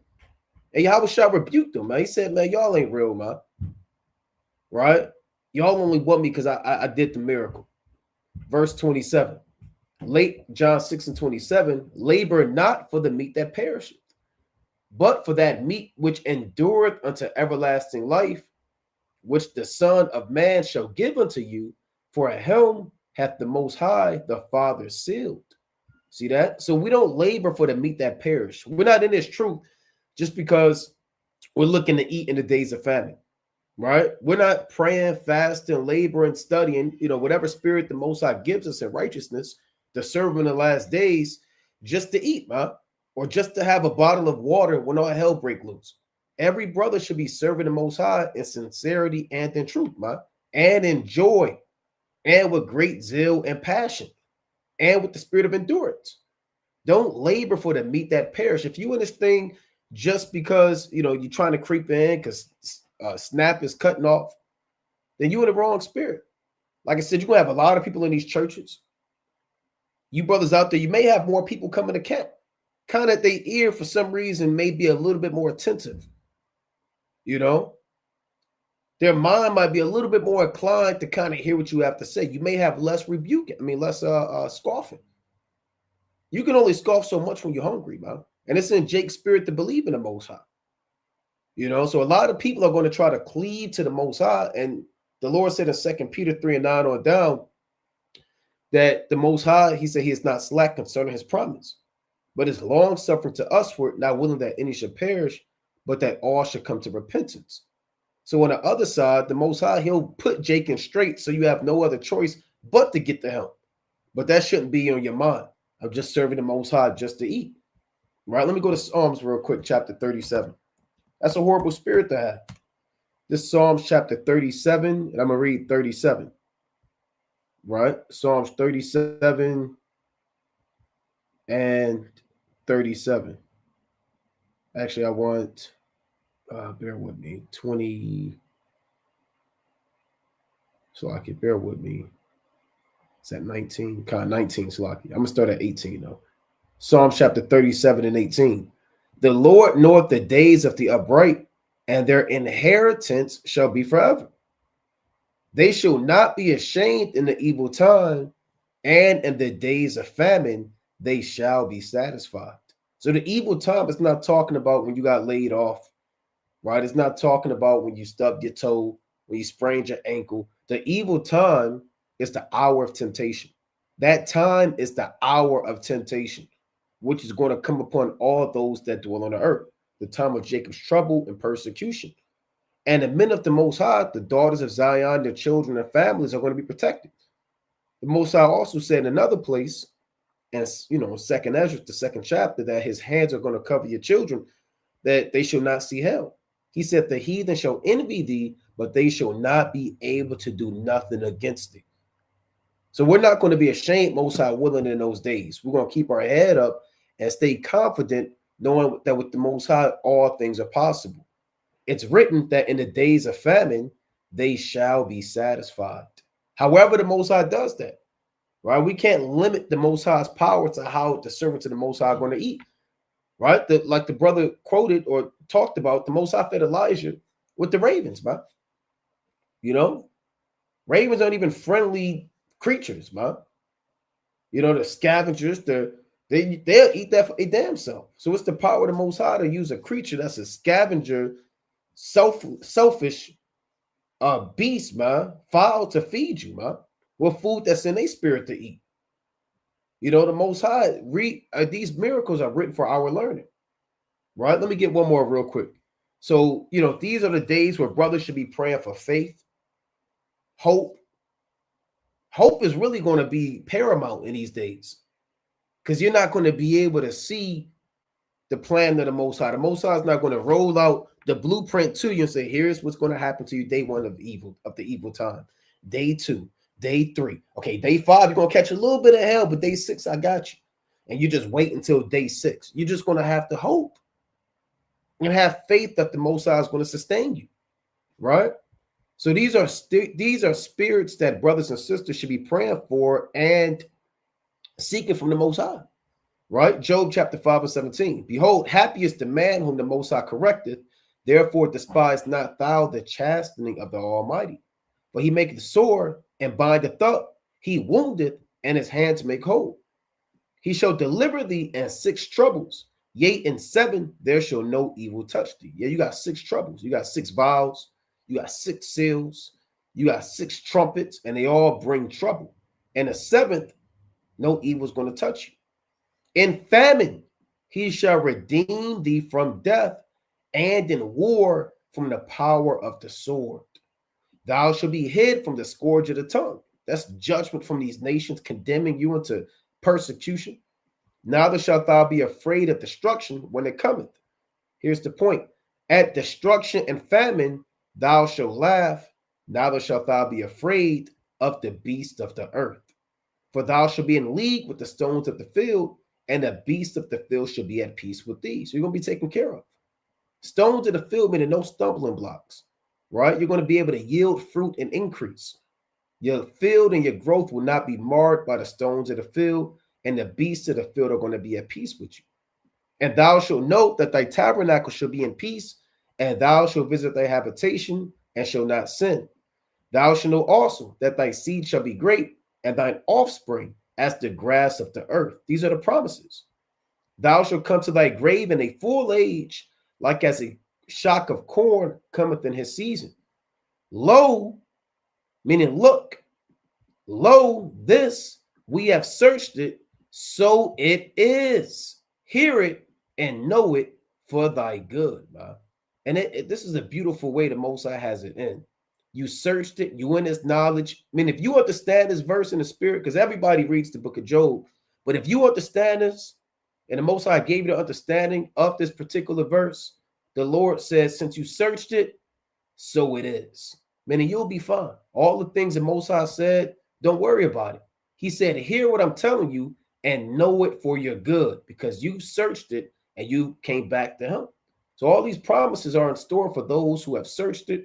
The Most High said, it is what it is. I'm taking care of you. Know it for your good. But brothers, God, I just want to read that. This is a beautiful chapter right here. Con, that is beautiful. That's mighty through the spirit. And you know, Esau, they did a mighty job of taking away our spirituality, taking away our faith at an early age. Right? When you go into elementary school, right, they mold you into the way that they want you to be. Right? They mold you to be robots. Right? As children, we had faith. Right? We remembered things. We had hope. Right? But once you get into those schools, they start to use certain tactics and sorceries to distract you and make you more pessimistic in these last days. Right? Let's go to Revelations chapter 18. We can start at verse 22. All that is sorcery and witchcraft. Right? Sorcery and witchcraft cause you to doubt. Right? Have you ever watched a scary movie back in the day and it was something crazy going on and you felt it in your spirit like, oh, something's not right. Oh, they can't get out of this. That's witchcraft. Witchcraft casts you to doubt. Right? Sorcery causes you to question the Most High. Right? It's madness. It's insanity that, you know, yeah, sometimes we don't have any choice, but we allow Esau to raise our children up instead of us. Right? This is Revelations 18 and 22. It says, "In the voice of harpers and musicians and of pipers and trumpets shall be heard no more at all in thee, and no craftsman or whatsoever craft can he be shall be found any more in thee, and the sound of a millstone shall not be heard no more at all in thee." Right? It's talking about Babylon after that great overthrow. right after that destruction, right after everything falls apart. This is what that's going into. It's not going to be any more people turning up. It's not going to be any more music. It's not going to be any more verses of old groups, rap groups that we used to listen to. Right, all that's going to be dead and gone. In the light of a candle shall shine no more at all in the sea, and the voice of the bridegroom and of the bride shall be heard no more at all in thee. For thy merchants were the great men of the earth, for by thy sorceries were all nations deceived. Right? So by these sorceries, everybody's deceived. Everybody's deceived to think nobody's coming to save us out of Babylon the Great. That we're just here in hell all by ourselves, looking for a drop of water, right? Looking for a lifeline. No, that goes back into what the brother brought out in Job, the 5th chapter, where we search these things out. And Lord willing, we continue to search them out so that we can get up out of here.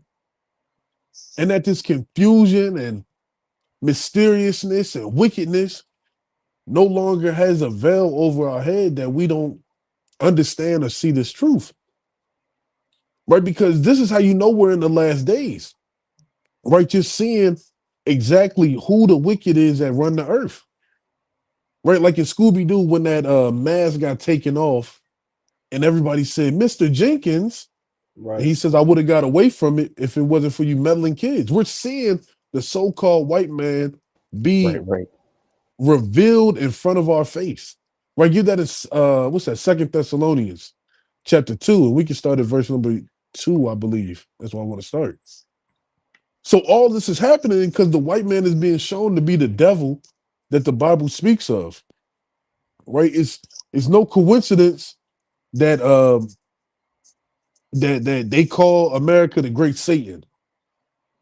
It's no coincidence that when the so-called white man goes to Africa, all the resources disappear. Right? Or he goes to China, it causes a conflict between those two nations over there. Right? This is the great Satan. He's the adversary. Right? He comes with his suit and his briefcase and his shoes and his hair. It makes you feel like you have to submit unto him. But his veil, like we said earlier, that sorcery is being taken away. Right? Nobody's scared to look at a white man in his eyes anymore and get on him. Unless it had been the 40s or 50s, nobody would have dared did that. Right? That's the Most High putting his spirit out upon all nations to hate Esau. All nations to start pointing their missiles and arrows over here at Babylon. Right? And it's starting internally with the prophets, the men of the Lord going out on the highways and byways and shaking the hand and calling Esau who he is, the damn devil that the Bible speaks of. Right? This is 2 Thessalonians chapter 2 and verse number 2.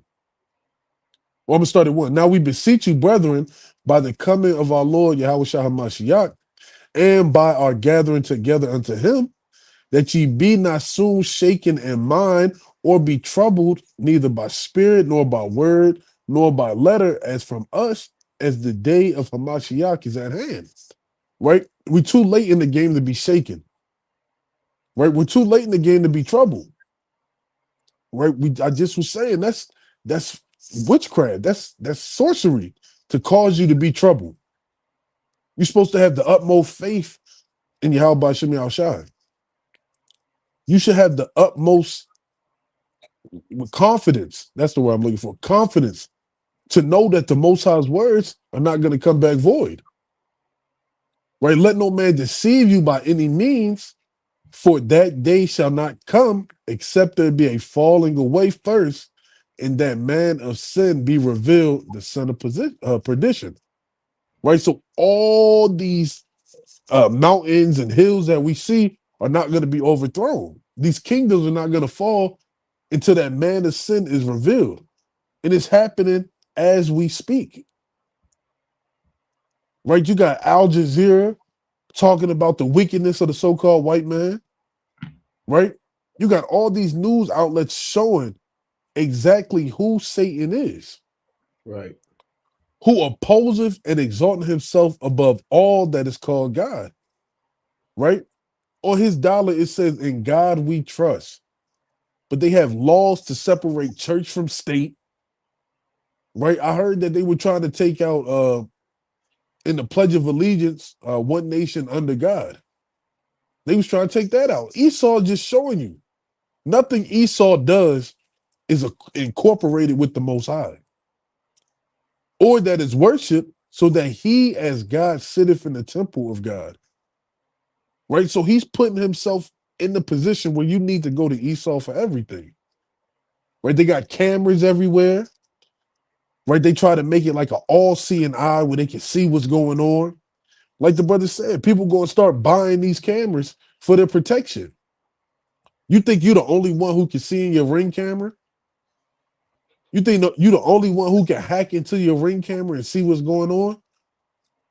Right? People so paranoid, they got cameras in their own house to see what their pets are doing. People are watching that stuff. That stuff isn't just there just for your eyes only. Right? Showing himself that he is God. Right? Verse 5, remember ye not that when I was with you, I told you these things. Right? So all these things were told to us aforetime when we walked in the past life. Even today, we're being brought to remembrance that all this has to happen, that the man of perdition can be revealed. The man of destruction, or the son of perdition, Salaki, is being revealed for destruction. He's being revealed so that we can understand not to follow in the ways of oppression, not to follow in the ways of hellfire, but to reframe our appetite and seek unto the Most High. Right, I had one more precept. I had it put down. It's Psalms chapter Hey, 130. can I read 8 real quick, Salakia? Come. I just want to read 8, 2 Thessalonians 2 and 8. And then shall that wicked be revealed, whom the Lord shall consume with the spirit of his mouth, and shall destroy with the brightness of his coming. Come. And that wicked is going to be revealed. You're going to see the destruction. That's the destruction that's coming from Yahweh Shem Yahushai. Once that revealing comes, like in Scooby-Doo, what happened? They get put in jail. Right? This is him getting put back in jail, back in shackles, right? Back in destruction, where he ought to be. And that's beautiful right there. The Most High is doing all this for the gathering of the saints, removing the blinders that's on our eyes, so that we're not just horses with blinders where we just keep walking straight and we don't look around. The Most High has given us the spirit to examine, to understand the precepts, right? To get things in order. Right, getting your house in order wasn't something spoken about in the early 2000s. Right, it was just BET, 106 in Park, Access Granted, that came on after 106 in Park. I heard that in a minute. Access Granted, shoot, Hits from the Street, all the stuff that we held in great value is being cast away. Is being cast away, and the Most High is giving people over to their own desires. Right? You desire the things of this world, vanity, he's going to give you over to it. If you desire the things of the spirit, the Most High is going to give you over to it. So we gotta pray that the Most High speeds this up, that the elect are sealed, so we can get up out of here. But one last precept, Psalms 130, and I'm gonna start at verse number 4. I'm gonna start at 3. Right? It says, if thou shouldest mark iniquities, O Lord, who shall stand? So if the Lord took a huge chalkboard and started putting what's it called, italics next to your name for all your sins, who's going to be able to stand before the Lord? Nobody. Right? We drink iniquity like water. Right? We do so much wickedness unbeknownst that it's mind-blowing. Right? It becomes like second nature. Right? Verse number 4, but there's forgiveness with thee, that thou mayest be feared. I wait for the Lord. My soul doeth wait, and in his word do I hope. So yeah, it may sound like we're trying to bring you down, or we're trying to ruin your day, or trying to make it seem like there's no hope. With Yahweh Hashem Yahushua, there's hope. Right. And reading these Psalms, reading Proverbs, reading the epistles, reading the prophets, there's hope. There's hope in the words of the Lord. My soul waited for the Lord more than they that watch for the morning. I say more than they that watch for the morning. So if you're truly in the spirit, your soul is going to hope for the Lord, right? You're going to watch for the prophecies. You're going to watch for the unveiling. You're going to watch for the destruction. And you're going to cheer it on, right? I'm going to read these last two and then brothers got it. Let Israel hope in the Lord, for with the Lord there is mercy, and with him is plenteous redemption, and he shall redeem Israel from all his iniquities, right? It's plenteous redemption, right? It's not just only 5 people get saved, only 9 people get saved, only 10 people get saved. This is not the flood, right? The Lord said it's plenteous redemption. So watch and pray and wait for the Lord. Have your soul yearning for the Lord to come back. And ask the Most High to remove that veil of doubt and just utter madness. Doubt is utter madness. That's the new phrase. Any doubt is utter madness. My brother's got it. Okay. Hey, I just want to show this Okay. real quick. I just want to play this clip, or not play this clip, but show what this guy said. This is one of Trump's top men, right? Hold on, I think I had it right here. Right, it's a quick quote that he said, right? Just to add to what brothers were saying. He said, in response, now this is from crooksandlies.com. It's on multiple sites. It says, in response to the Supplemental Nutrition Assistance Program, that's SNAP, funding expiring, which would affect 40 million Americans, Mike Davis, a former clerk to Justice Gorsuch, unleashed an appalling tweet telling recipients to get off their, quote, fat ghetto asses and to get a job and stop reproducing. This is what they said about you, man. You hear that, Jake? They said, get up off your fat ghetto ass. Get a job. And then he went on top. He said, and stop reproducing. Food stamp recipients include low-income households with children, the elderly, or a disability. But you know what demographic Davis is talking about since he threw in the word ghetto. Yet more Edomites receive more food stamps than Israelites. Just want to pull that up. But brothers got it. Brothers had closing precepts or anything else. I was going to get a quick one. I slipped my mind. Oh, Matthew, just one precept, Matthew 13 and 58.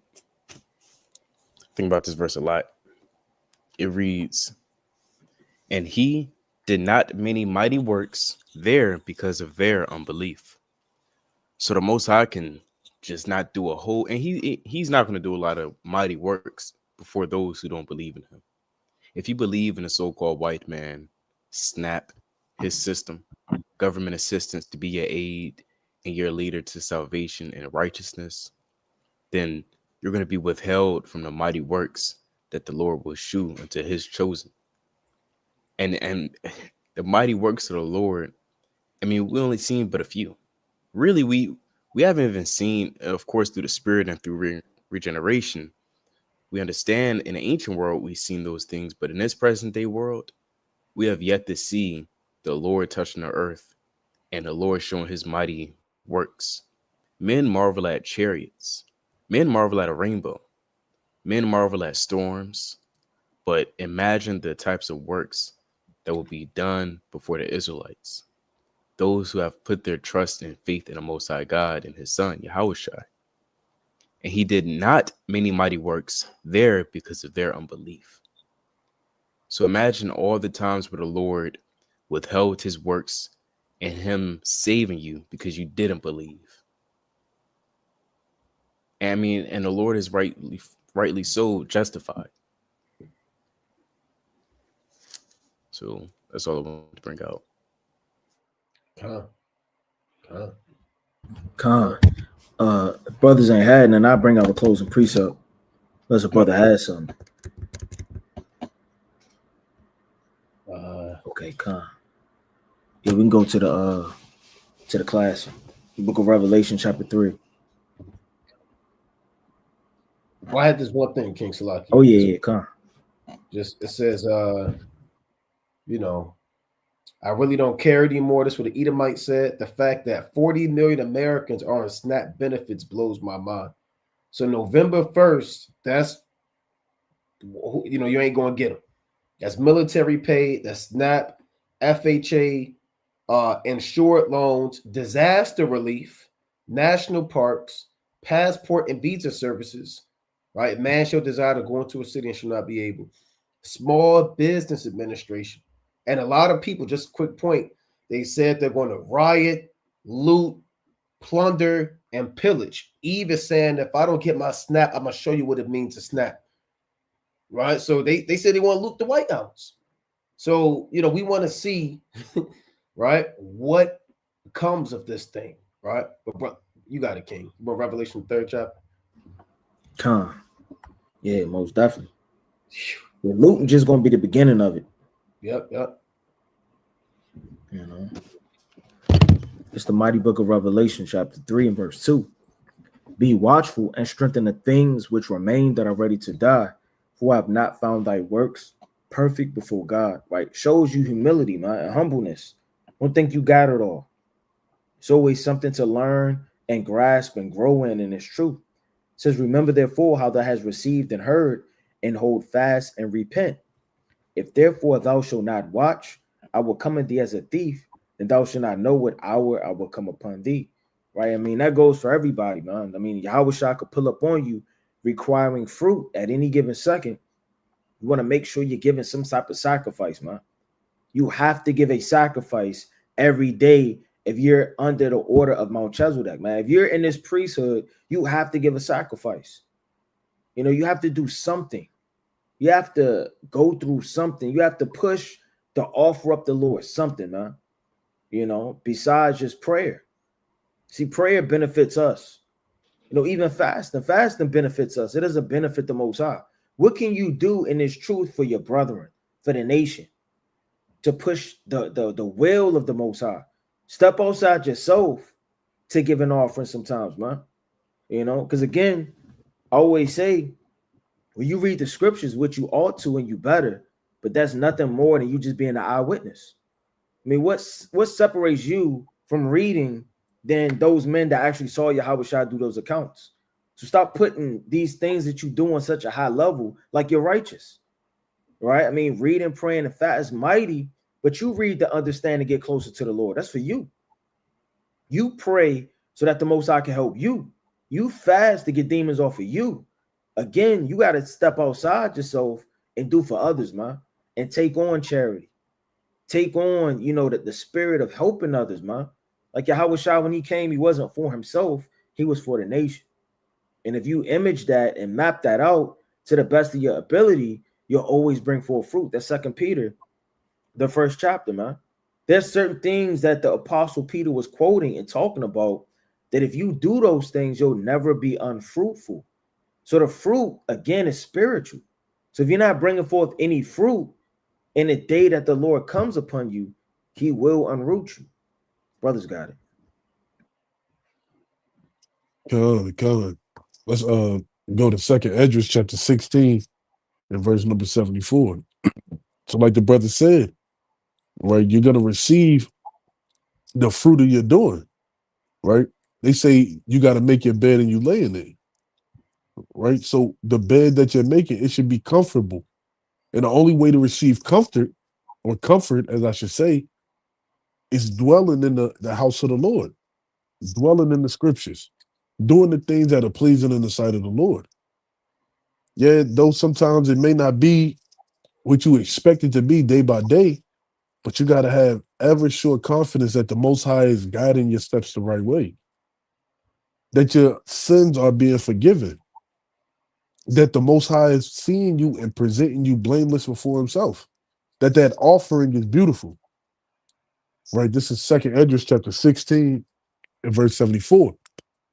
Hear, O ye my beloved, save the Lord. Behold, the days of trouble are at hand, but I will deliver you from the same. Right? We was talking about the days of trouble. They're here, right? November 1st, like the brother said, Eve saying they're going to snap. You're going to see what snap means, right? We're just living in the wake of the days of trouble. Be ye not afraid, neither doubt, for Yahweh is your God, and the God of them who keep my commandments and precepts, saith the Lord Yahweh. Let not your sins weigh you down, and let not your iniquities lift up themselves. Right? We're all going to fall short. The measure of a man isn't determined about how many times he falls. Right? Even the greatest boxers have been knocked down. Right? Muhammad Ali, right, been knocked down plenty of times. But we don't judge him about how many times he's been knocked down. It's about how he stood up and continued to fight. That's how you have to be in these last days. Yeah, you're going to get beat up. Yeah, Satan's going to try you in your household. Yeah, you're not going to have your most holy day every day. But you got to stand up and fight. And you can't let your sins weigh you down. Woe be unto them that are bound with their sins and covered with their iniquities, like as a field is covered over with bushes, and the path thereof covered with thorns that no man may travel through. It is left undressed and is cast into the fire to be consumed therewith. Right? So if you can't shake those sins that are weighing you down, right, you're just a field with brushel and stubble that's ready to be consumed with the fire that's coming to Babylon the Great. Right? So continue to pray in these last days. Be watchful. Pray the Most High puts angels around you to protect you and continue in this faith. Gonna grab Luke chapter 7, verse 45.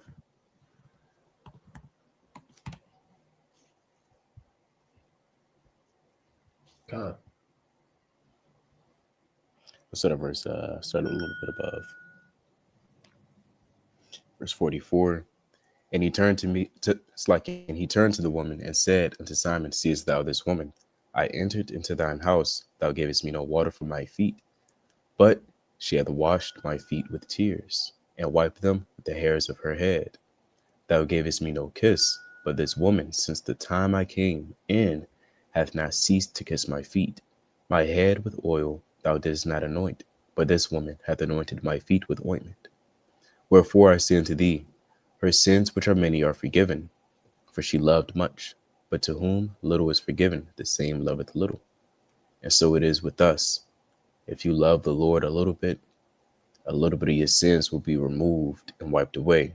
However, if you love the Lord a lot, then it just opens the doors for grace and mercy, however he sees fit. So we have to ask ourselves every single day, how much did I love the Lord? And we see the Lord in our brothers as well. How much did I love my brothers today? Did I ask them if they prayed? Did I ask them this? Did I ask them that? Whatever the Lord has given you in your possession, it's like whatever the Lord giving you in your possession, you got to be thankful and you got to love the Lord in all things. That I yield. That's right. That's right. Brother's making excellent points. I'm going to just get the classic in Revelation, the 22nd chapter, and verse number 12. It reads, and behold, I come quickly, and my reward is with me to give every man according as his work shall be. So everybody's going to get what they put in, right? If you're slothful, lukewarm, if you're into this world, you're into follies and vanities, if you're not serving the Most High in sincerity and in truth, if you have pride, envy, and all these evil spirits, the Most High is going to reward you for that, man. All right? If you put other things before the Most High, you're going to get rewarded for that. And those rewards are destruction, famine, disease, starvation, dying by the edge of the sword, robbed, beat upside the head with somebody breaking your house, spoiling your children, taking your woman from you, man, dividing up the inheritance in front of you. You don't want to be on the left-hand side. This ain't the time to be going off. There's no time to go off, but this damn sure ain't the time to be going off. This fourth quarter, man. All right, every brother and sister got to lock in. There's 3 seconds left on the clock, man. 2 seconds. 1 second, man. And every brother has to understand what time that you're living in and know how soon Yahweh Shah is coming. It's almost damn October's almost over. It's October 27th. It just came and just went. And it's gone. Time is flying. Prophecies are unfolding. The Most High is showing his hand.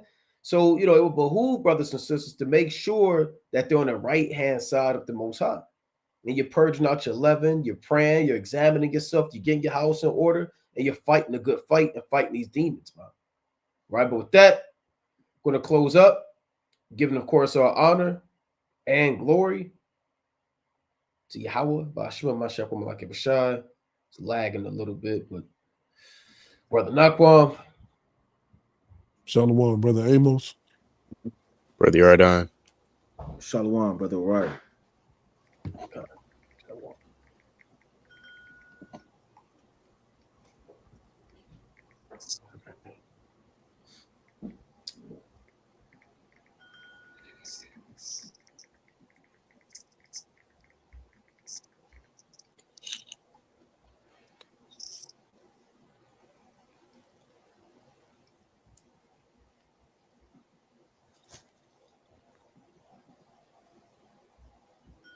Oh, well, it's Satan. Brother might have to bring another precept.